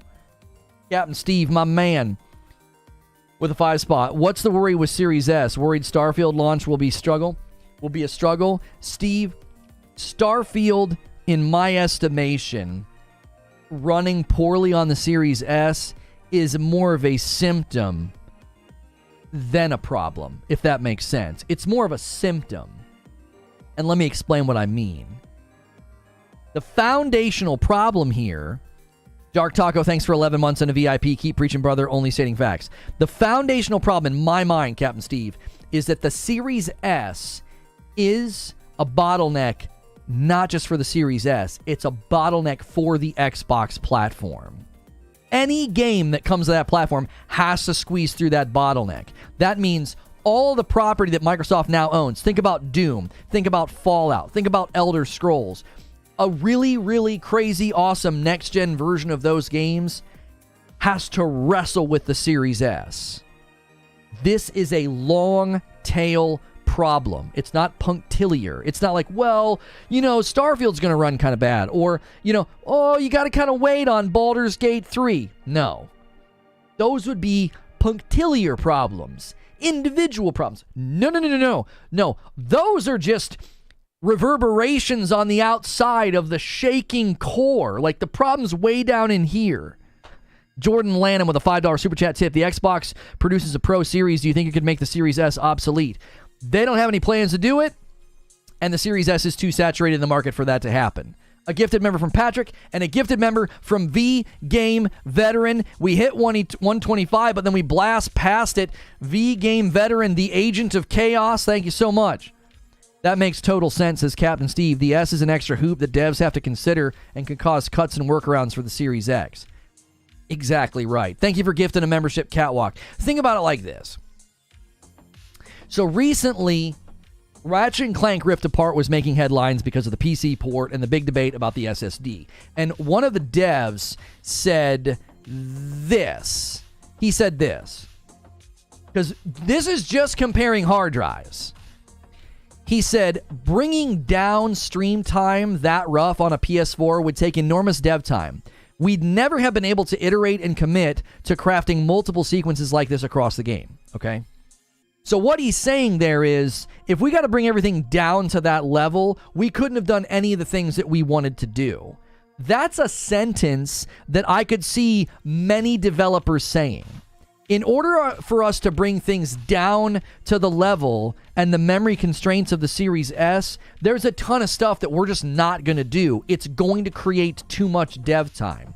Think about everything that you're not getting in a future Fallout, in a future Doom, in a future Elder Scrolls. Why? Because the Series S is in the room.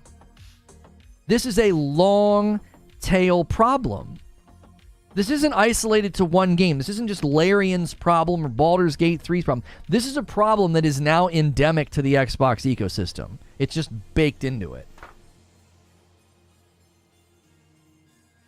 As a PC-only owner, I just find it sad to see these people who've been lied to, shown all the evidence, defend the lie based on loyalty to all things Microsoft.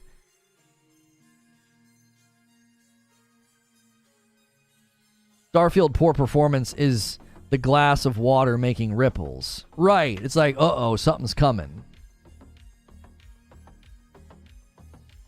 They can't even get co-op on Halo.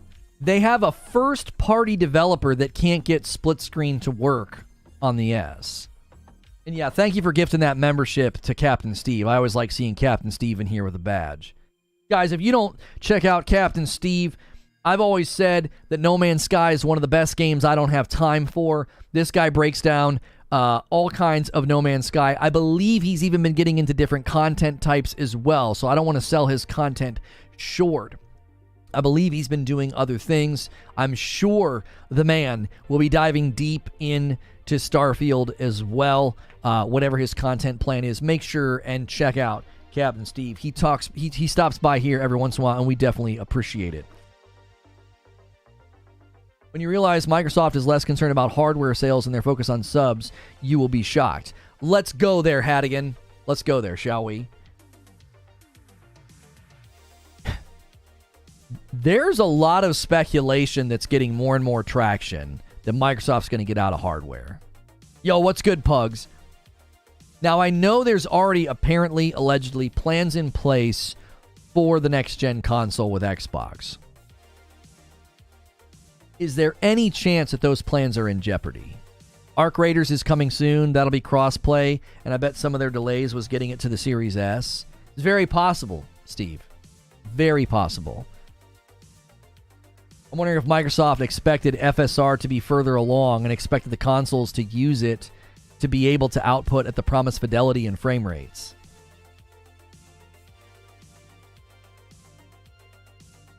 It's possible. We need developers to optimize their games and not look at the X and PS5 as the minimum bar. It would benefit gaming. They should target 120 on the X and the PS5. Thanks for the kind words, Lono. You now pass me on subs. Well, I appreciate that. I was happy to see you hit 30. I was racing to 30 myself. So, hey, you never know. Gas can suddenly land in the tank, right? And those big growth patterns can happen. But I appreciate that. Welfare Rockstar with 14 months in a VIP. Thanks for ever gifting me this month. Falling on hard times right now. I'm very appreciative. Hey, man, super generous community here. The more you watch, the more you chat, the more you like, the more you engage with the channel, the more likely you will get one of those gifted members. And we've got big goals this month. Let me tell you about them just really quickly. If we hit 3,000 members, I have to play Beat Saber. We're not in August yet, but that's tomorrow. I have to play Beat Saber in that Just Dance outfit that I had. We're at 2,800 members right now, so we're very, very close. If we hit 3,500, I have to dress like Luke Skywalker instead. If we hit 4,000, I have to dress like Jar Jar Binks, and my wife will have to find a Jar Jar Binks outfit, okay? So... those are your goals for August. Stone Spire's convinced that we can hit all of them. Von Raz says, Lono, all of this is very interesting psychologically. This taking up arms for the Xbox console is more in terms of the I've spent X amount of money and X amount of time. I wasn't lied to. I must make it all correct. Oh, so the only way. Right. Oh, it's good, Ariel.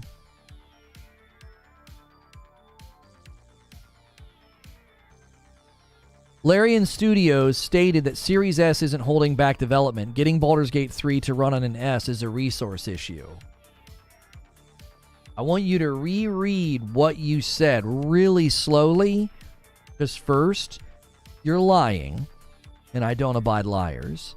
And secondly, you refute your own statement. What's that like to say something and then immediately refute it with your own words? Oh, the Series S isn't holding back development. It's just a resource issue. Yeah? What resource is that? Which one? Can you tell me? Say it so everybody can hear you nice and loud. What's the resource issue they're running into? Memory. Interesting. And what's the bottleneck of the Series S? Memory.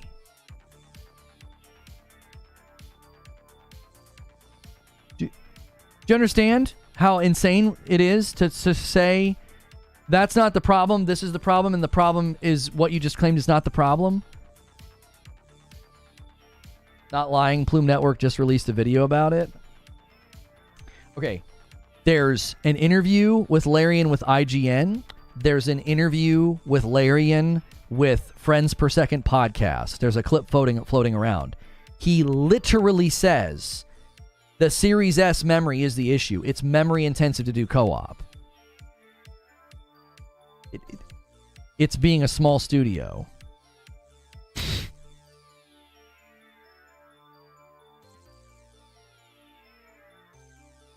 I'm the one that doesn't understand.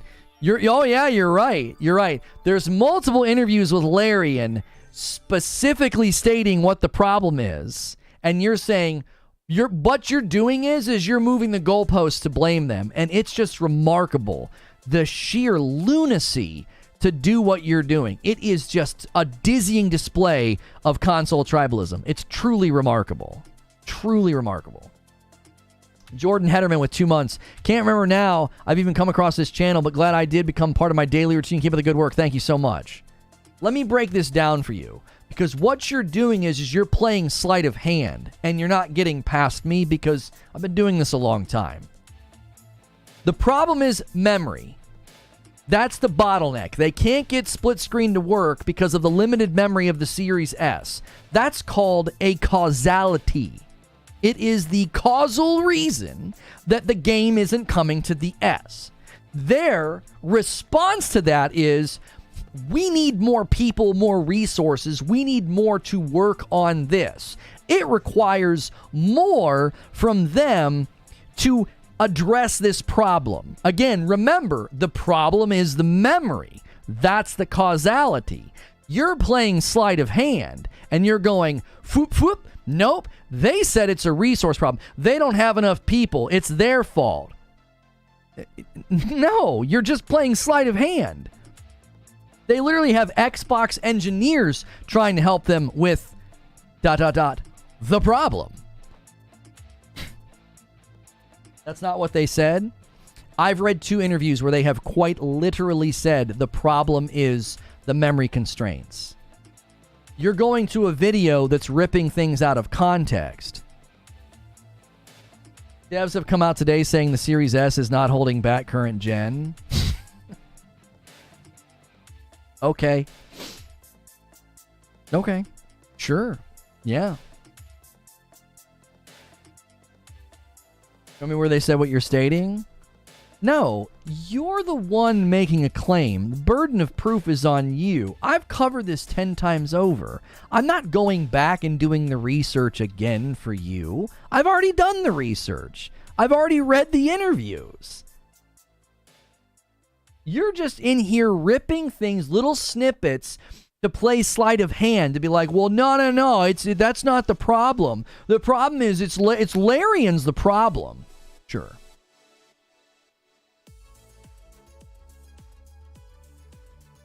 Hang on a second. Oh, that's a memory.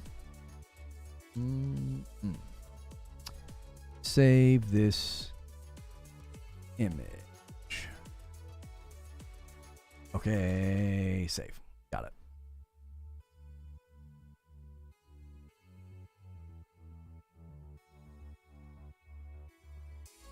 We're not making this up. We're stating where it was shown.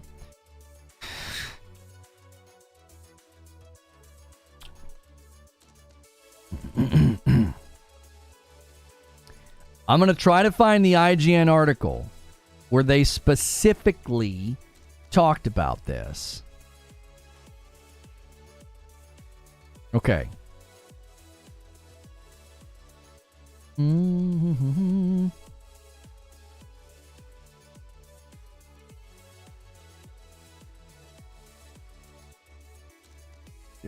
I ready to go right here? Okay. Larian's ongoing struggle to get Baldur's Gate 3 2-player split-screen co-op running well enough on the Series S, and a Microsoft policy that enforces this gameplay feature. So here again, here's the causality. They can't get this to run. Okay. You might have asked, why not just release Baldur's Gate 3 on the Series X, ditching the S altogether? They can't do that. They're not allowed to do that, right? They can't cut split screen either. They can't do that. So Larian's in a tricky spot, all right? So to dig into detail, IGN discussed the situation with Larian boss Sven Vinke, okay?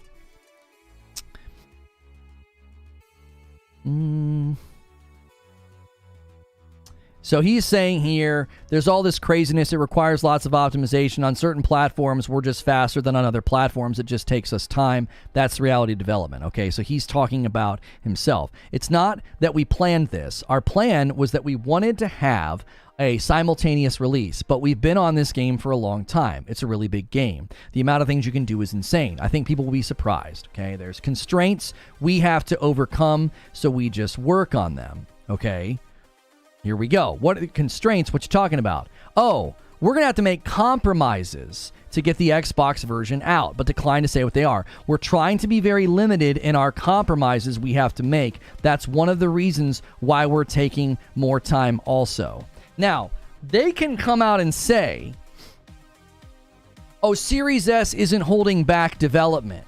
Series S isn't holding back this generation.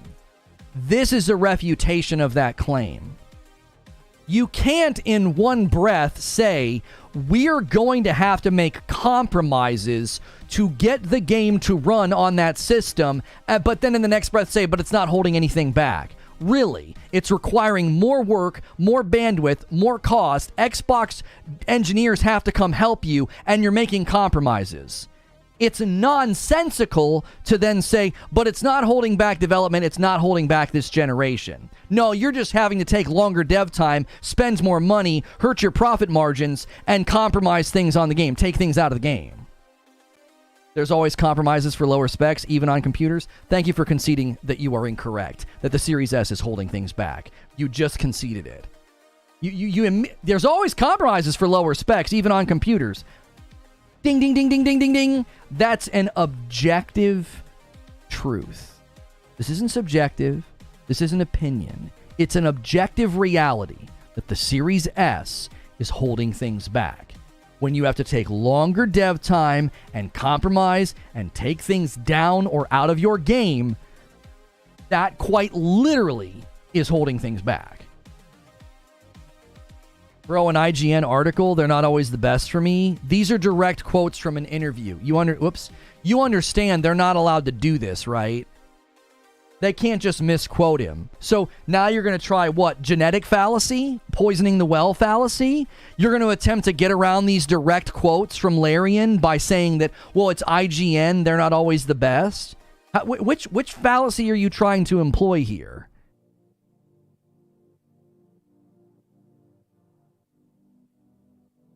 You can't get around this. This isn't subjective. This is an objective reality. That's not holding back. That's development. What is that? A tautology? Listen, it is by definition holding things back. Exhibit A. When's Baldur's Gate 3 coming to Xbox? When?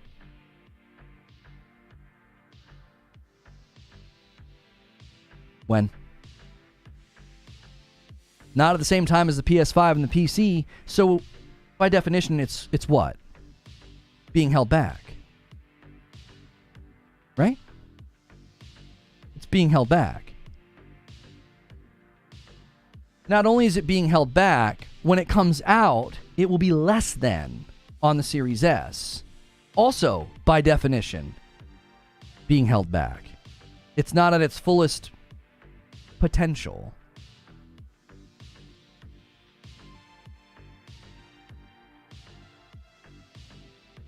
That's development in general. You don't understand development. Oh, I don't understand development. It takes more time, resources, etc. to develop for different platforms. So does that hold back development?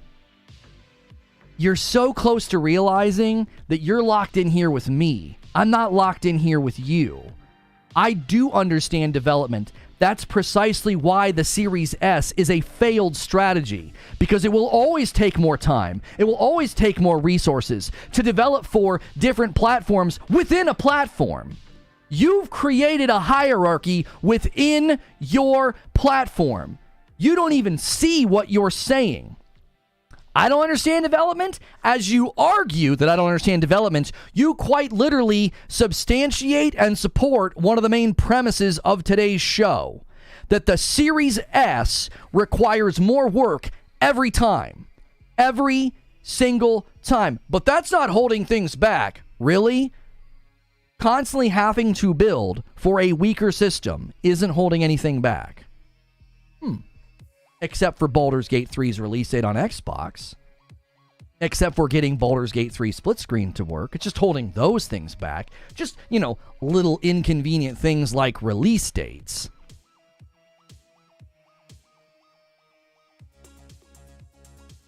Yeah, on SkillUp's own channel, they sat down on Friends Per Second podcast, and he literally says that the Series S is the problem. That clip's circulating on Twitter right now.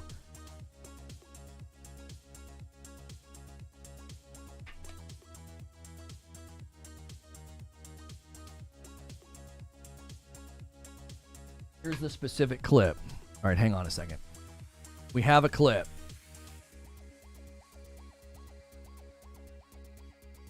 Lono, this is leading a horse to water, but you can't make them drink. Have them just look at the specs of the different consoles and then look up memory bottlenecks. Let's look at this clip, shall we? Hang on, I have to unmute. I have to unmute Chrome. I'm going to have to go here, and then here. Where am I? There am I. All right, let's take a listen here. We're going to get there. It's just going to take some time. Do I think that it holds it back? Just define certain parameters within which you have to develop. And there's ways of doing that. It just takes development effort. And that effort, despite us having grown, we don't have infinite resources. So that means that we can't do everything at the same time. Okay, so that's being flipped into, it's not the Series S, it's their lack of resources.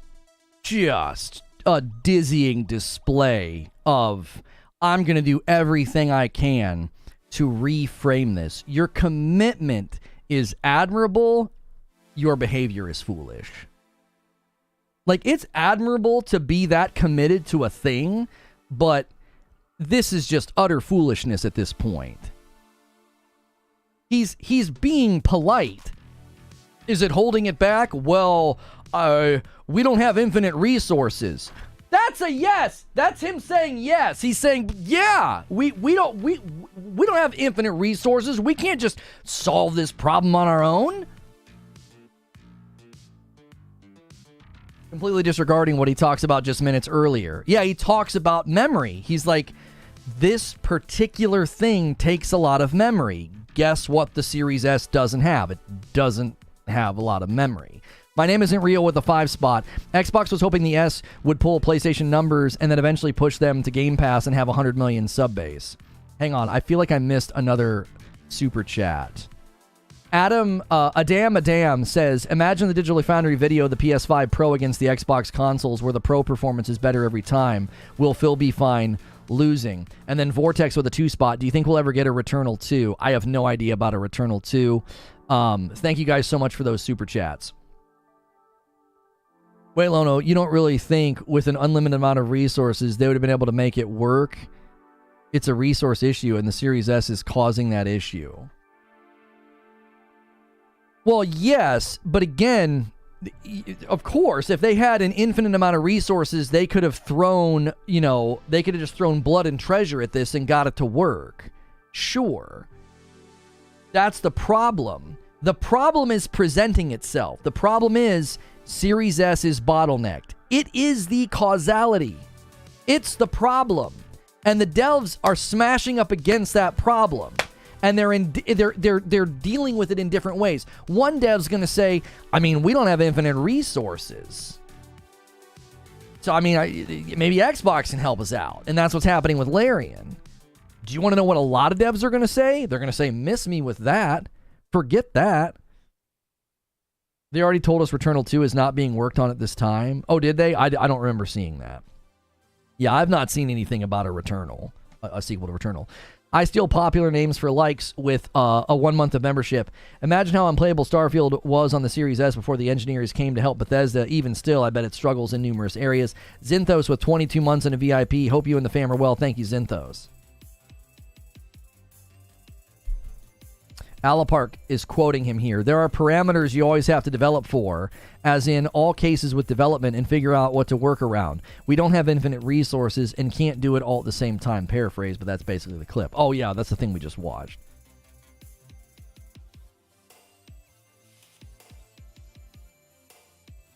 That's a really nice way of saying the Series S has a development issue and we have to work around and don't have enough devs to do it. Yeah, if, let's say that we're building 2 houses, okay?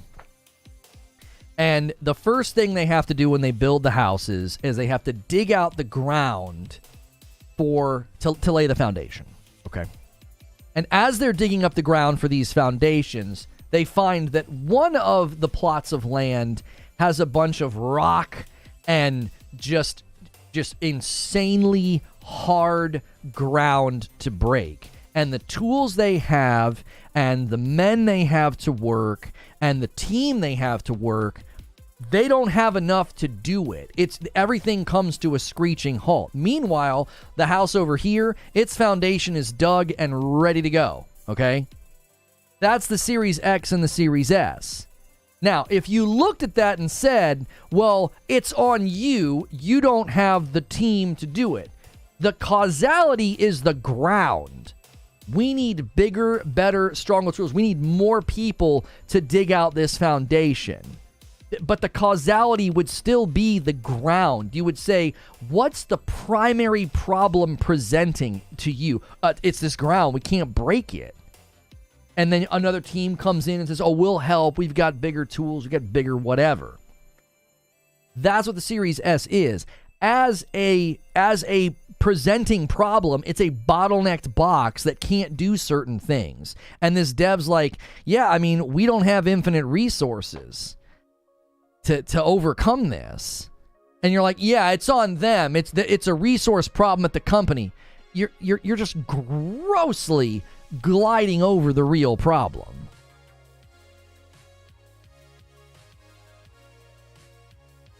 I think a lot of these dev companies have too many employees to deal with, which is going to be one of their biggest costs. And they need these titles to make enough to support those large teams, which increases the scale of the games needed to be supported, and that causes more issues with these issues.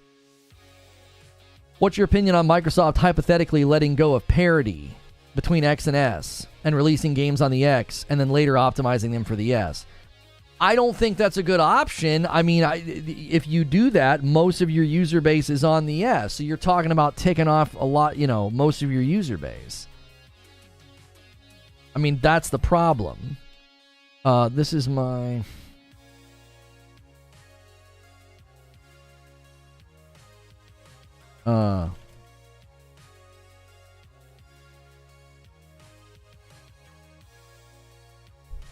Lona, do you think devs should be able to opt out of the S and offer cloud versions? See, okay, when I said there were 3 options earlier, that is the 4th option that I forgot, capital M.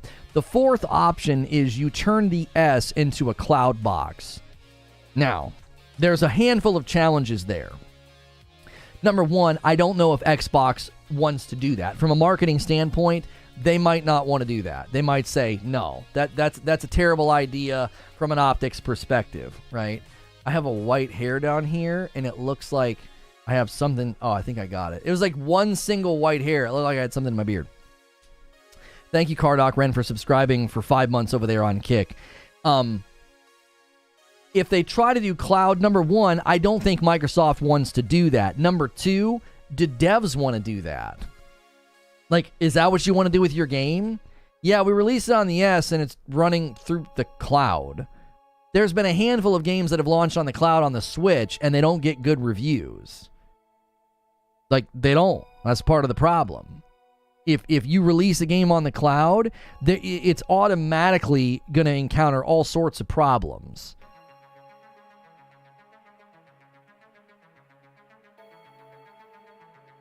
Hang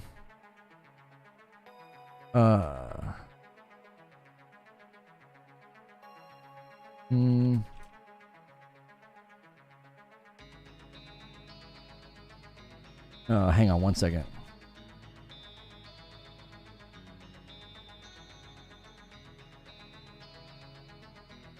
I had to type something really quickly. Parasito says, you have to keep in mind that Vinky is trying to tiptoe around directly blaming Microsoft. He doesn't want to get slapped or dropped entirely. Yeah, I mean, do we really need to retread the fact that there were developers that tried to draw attention to this and they got harassed to such a degree? They got harassed to such a degree that they went private on Twitter. And it's like, well, yeah, we tried to draw people's attention to this, and these lunatics on Twitter just attacked them and harassed them, and then they went private. Like, do you really think that, like, this guy is going to come out and just shoot straight and be like, well, yeah, this is the problem? Series S should exist, but it shouldn't be tied to feature for feature with the Series X. That's the issue. They should have sold it as the best of last gen.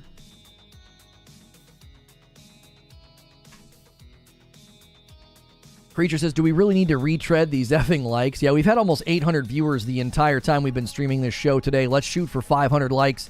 If you guys enjoy this show every day, it really helps out when you smash like, especially when you're subscribed. You can push to the next sub goal of 150 or member goal. Every time we hit 25 members, I give 5. So currently I owe you 25 members. I will do that during today's premiere. I have a brand new premiere for you, and I gift the members during the premiere to give you the most amount of time to get those members going. Hang on a second. Narwaffle, thank you so much for gifting a membership over here, and it went to F the Cat. Good to see F the Cat getting a gifted membership over there on Kick. If you guys ever want to double dip and you like watching on Kick, they do give us a better split over there, but we do primarily focus on driving members on YouTube. We are pushing right back up onto high numbers thanks to people like Ghost in the Garage Gaming and Stone Spire. You can see them up at the top today. They both gifted 50 members. Thank you guys for doing that.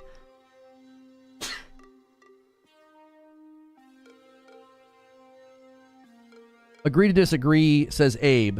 The fact that games can hit 4K 120 is a feature. High frame rates is a feature.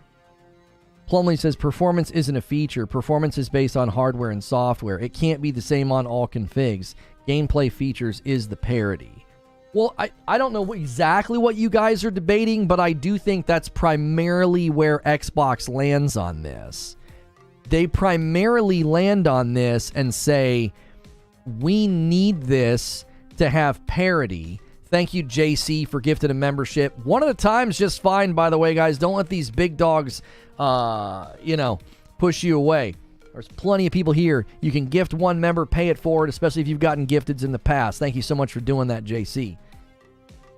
Like, having feature parity is the issue. I don't think people are expecting performance parity. I mean, the marketing for the Series S made it crystal clear you weren't going to get performance parity. They made it crystal clear you weren't going to get performance parity. They said it's going to lower the resolution. Now, they didn't say it was going to lower basically everything because it did, but I mean they at least marketed it as you're going to get lower performance on that box. You're spending less money, so you're going to get you're going to get lower performance. Nintendo reportedly plans to release its next-gen console during the second half of 2024, okay? There were rumors it was going to be in the first half. I was saying feature parity is a big issue. I'm tying performance to being a feature. Oh, I cannot agree with that, Abe, because they at least told people, like, you're not going to get the same performance. A 3090 can't even do 4K 120. I don't know why anybody thought they were going to be getting 4K 120. They never established that. Gameplay features aren't possible without specs to meet certain performance thresholds. It's possible that companies go back to the PS2, PS3 era strategy. They would remove a bunch of features to backport. I could see them using this for the PS5 Pro if it's too strong when compared to others. You think Xbox is going to do that? Just start removing features to get games to come out? I'm not sure I understand what you're saying. I sold both and got a PC. I mean, I don't dislike, PC Master Race people. I mean, you made your account, 21 days ago. So, I don't even care. I don't like brand new members that have, had an account for 2 weeks.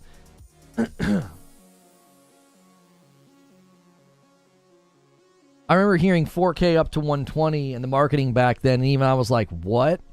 Yeah, I mean, he even says in the Series S marketing, he says, he says that they're going to be able to do native 4K, which is insane. I mean, that's absolutely insane to think that you're going to be able to get native 4K on a $500 box. I don't know what they were smoking whenever they were doing that marketing, but man, oh man, did they miss the mark. They missed the mark. Performance isn't just a graphics thing, it's more than that. I mean, I'm not going to disagree with you, Abe, that performance, is more than just a graphics thing. I'm not going to disagree with that, but at the same time, I don't think we can say, well, there needs to be performance parity between the Series S and the X because performance is a feature. I feel like we're stretching definitions and categories by doing that. Like, I don't think that is a fair expectation.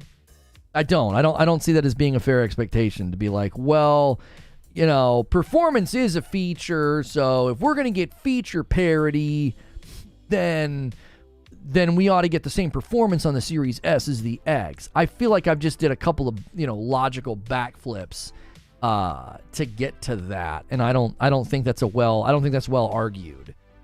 I think it's okay that the Series S does not match the performance of the Series X. That was quite literally in the marketing. It was in the marketing that no, you're not gonna be able to do that. You're not gonna be able to get a similar performance. You're gonna get, at the very least, you're gonna get lower resolution. At the very least, you're gonna get lower resolution. What about the crazy load times on the PS5, which leads to seamless rift jumping and Ratchet and Clank? That's how I tie performance to being a feature. Okay, I'm not saying that you can't, at some level, establish performance as a feature. I don't then therefore think you can establish that feature parity between the S and the X needs to be with respect to performance. I don't. That feels like a non sequitur to me. It doesn't logically follow. When series like id and Bungie can't make their magic on the S, then yes, there's an issue, says F the Cat. Can't the Series S users just live with games coming out on their console later than the S? I think you meant to say than the X. It will not be the first time expectations are not fulfilled. Right, but it's a marketing nightmare no matter what they do, brother. Right now, they're not getting Baldur's Gate 3. Arguably, everybody who owns a Series X, they're getting held back because of the Series S. It's like, well, I could get the game. I get the game right now, but you want to play around, Series S, so I don't get the game. It's a marketing nightmare no matter what you do. There's no path forward here that's not damaging to the Xbox brand. Bungie's an elitist company that doesn't even want to make their game run well on the S. I'm not sure what you mean by that. 4K 120 should be possible on the X and the PS5 HDMI ports and the cables, so the box they come in aren't lying. The rest of the hardware inside just doesn't allow games to meet that performance. Held back because they don't have enough devs. That's just dishonest framing. Like, you're being dishonest. That's a character flaw in you. That's a personal problem. To look at the Series S and the memory constraints and say, well, it's only being held back because they don't have enough devs. You're a liar, man. I don't know why you would lie like that for a company. It's so much easier to just be a truth teller and be like, Series S is the problem. Like, I read through an article from Windows Central. Like, Jez Corden is consistently positive about Xbox. Like, he's in their corner, he's on a podcast about Xbox, and even he sees this is the reality. This is the reality. You aren't getting 4K 120 on these consoles. That has nothing to do with being dishonest. Your choice to be dishonest has nothing to do with 4K 120 being on a box.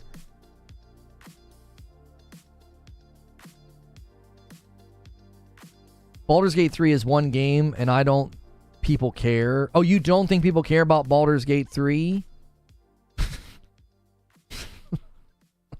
Okay.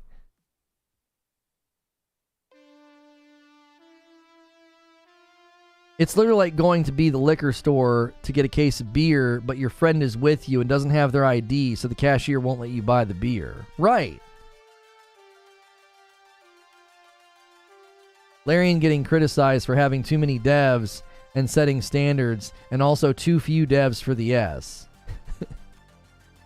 Xbox can't make the S a cloud box, says YouTube Lurker. The number one market for Xbox in the US, and the internet access sucks here. Q5 chatter saying my internet's good.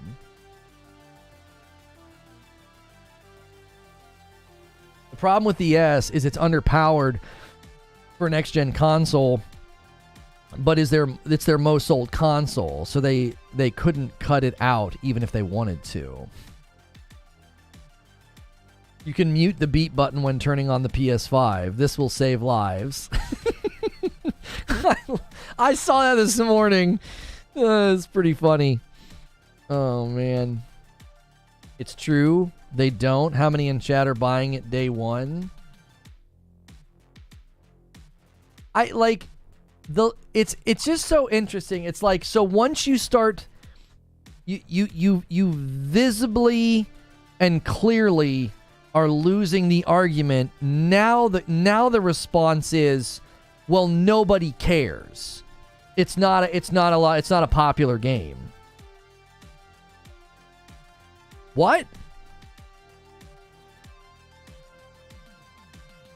Baldur's Gate 3 is not popular? Like, I'm not, because I own it. How many people have wishlisted it on Steam? Where is it sitting right now? Let's check. Why isn't it on my Steam database? I thought it was coming out this week. Is it Friday? Oh, it's coming out of early access, right? So it won't be listed on this Steam database site. I can't get the count.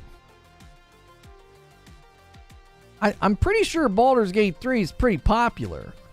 Lono, you're being too generous, says Derek.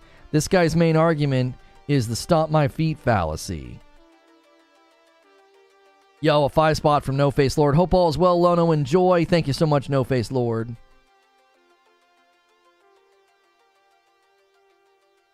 According to this report from thegamer.com, Baldur's Gate 3 has already sold over 1 million copies on Steam. It's literally the number 2 on top sellers. Yeah, nobody cares about this game. It's the second most sold game on Steam, but nobody cares about it.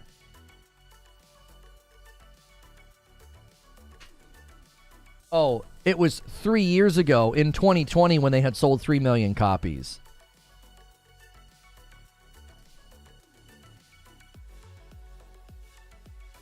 Like, where else can you go?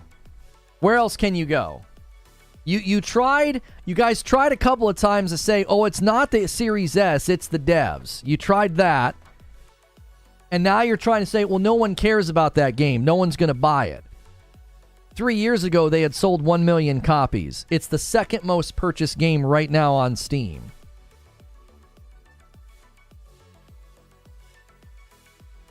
Where else can you go? What else you got?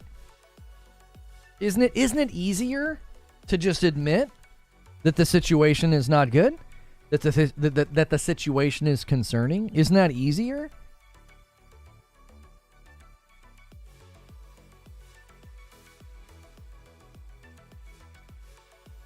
How's it doing with PlayStation 5 pre-orders? I don't know. That has nothing to do with the discussion. It's next step, it's Sony's fault. Yeah, we always end up talking about Sony. We always end up talking about Sony. Like, track with the sheer lunacy of the argument. It's been stated 10 times over in multiple interviews that the problem is the memory constraints of the Series S. But I'm going to insist on a false narrative that the actual problem is the devs don't have enough resources. When that gets falsified, because it is quite literally a fallacious argument, it is illogical, it's nonsensical as an argument, I'm going to try to claim that the game isn't popular. Then, when that gets falsified by the fact that 3 years ago it had sold 1 million copies on Steam, it's the second most purchased game on Steam right now, what am I going to do? Well, how many people are buying it on Sony? It's like, it's quite literally like talking to a crazy person. It's like talking to a crazy person.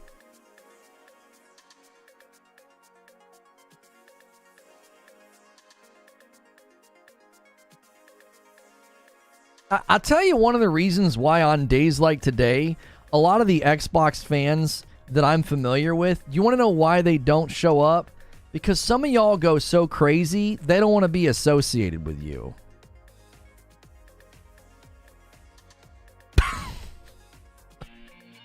They're literally like, I don't want to talk. I don't want to talk on those days. Yeah. I don't want to stand next to these crazies, dude. I can't do it.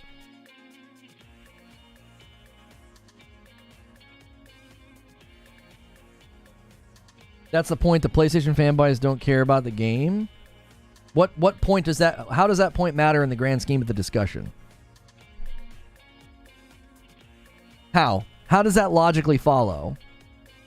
Series S is a problem. We have an example of a developer having problems with it. Jez Corden writes an article. He says, this is a crisis for Xbox long term. This is a long tail challenge, having this hardware constraints. Yeah, but PlayStation fanboys don't care about Baldur's Gate 3. Okay, so?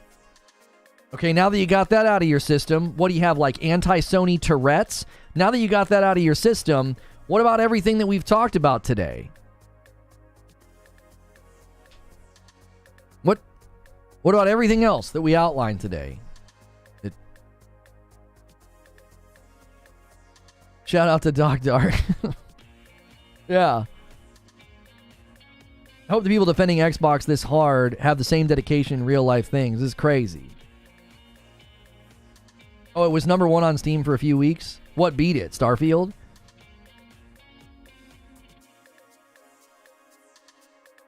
Baldur's Gate 3 launch exclusive to Stadia early access with features that didn't work, says F the Cat. Can I get it too long? Didn't read? All right, I'll give you guys a summary. Make sure you're smashing the like button. We should easily have over 500 likes by now. We've had a huge day on members. If you guys want to push this, you have a little bit of time. We're going to be going to a premiere in about 9 minutes.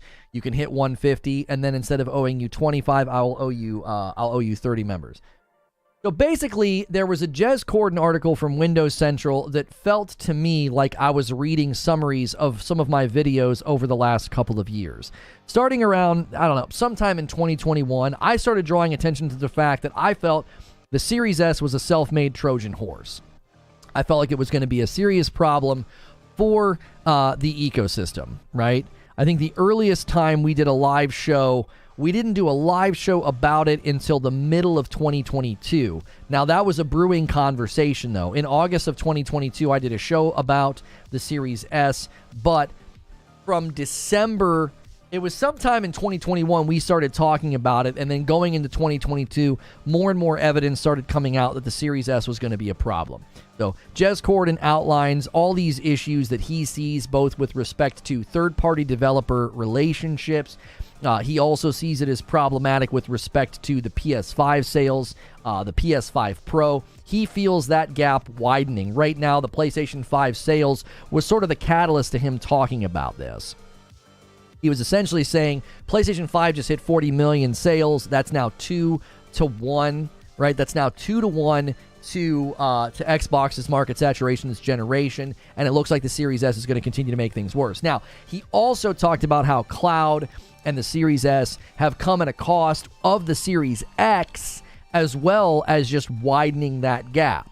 And so he's concerned about a whole swath of things in his article. So I read through his article, just cited a lot of things that he was saying, and I was like, I've been saying this stuff for years, and I was called a hater and a Sony pony.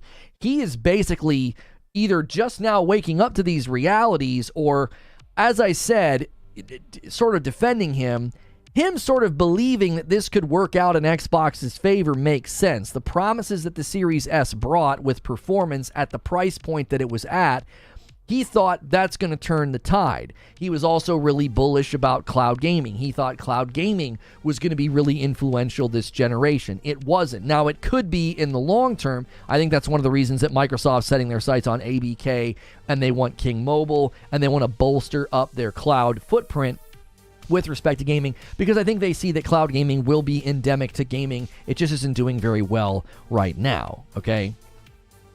So he basically outlined all those problems. So I just read through them. So we just been debating with the audience about what does this mean for the future of the Series X? What does this mean for the future of the platform? What does it mean for the future of games and third-party relationships? How is the PS5 Pro going, to land in relation to this? What are all of the outlier and reverberative problems that are going to happen within the market because Microsoft decided to do this thing with the Series S? So fundamentally, I think that the Series S strategy failed. The Xbox Series S as a box, what they were hoping to get out of it, what they were hoping it would do, it didn't happen. In fact, in my estimation, it made things worse. That is essentially what today's argument has been about. Do you think the next Xbox is going to be cheap, but the performance will be tiered behind subscription like Netflix, where you got to pay for 4K? I don't think so.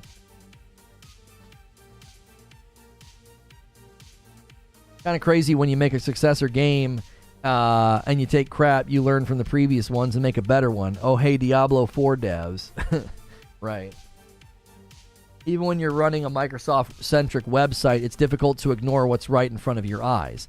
That's exactly right. And the reason that I leaned on Jez Corden so much today is because it's like, I've said this a bunch already. Let him say it. Like, can he convince you? Because if he can't convince you, then nobody can.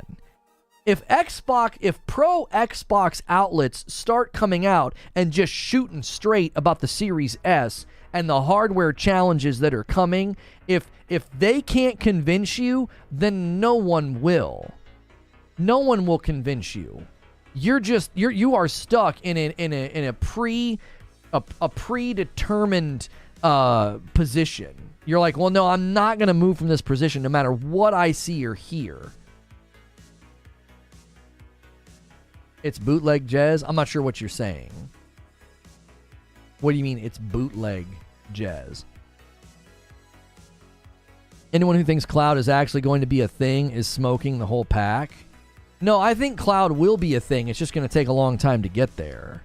I don't think it's going to be a thing in the next 5 years. I think I think in 10 years it will start to take off. I think the thing that's going to happen, and this is probably maybe a silver lining from the Activision Blizzard deal, is that Microsoft will put pressure and on the government. They'll also potentially put pressure on lobbying to force the internet service providers to make good on their promises and to get our fiber network up and running.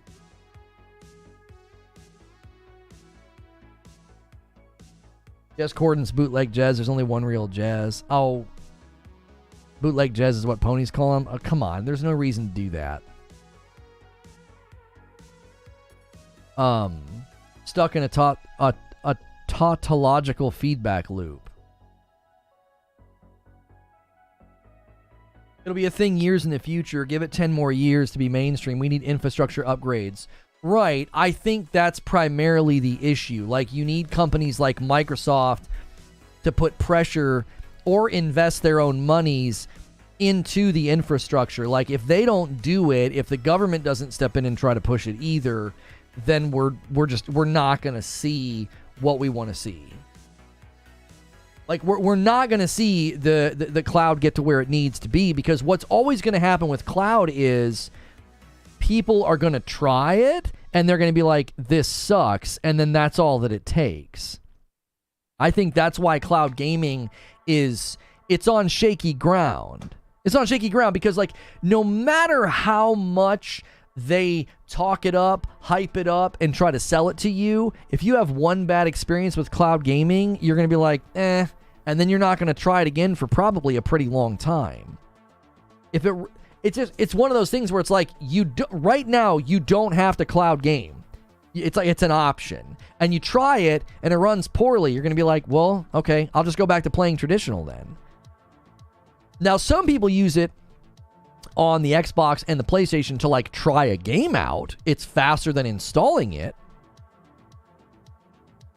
The more form factor shrinks, the more we're going to move toward cloud. Yeah, but until they can get the latency in check, which is wholly dependent upon the infrastructure, we're stuck. So, hey, Kick, I'm going to go ahead and shut down. Kick, if you want to come over to the premiere and the members-only debrief, you got to head over to YouTube.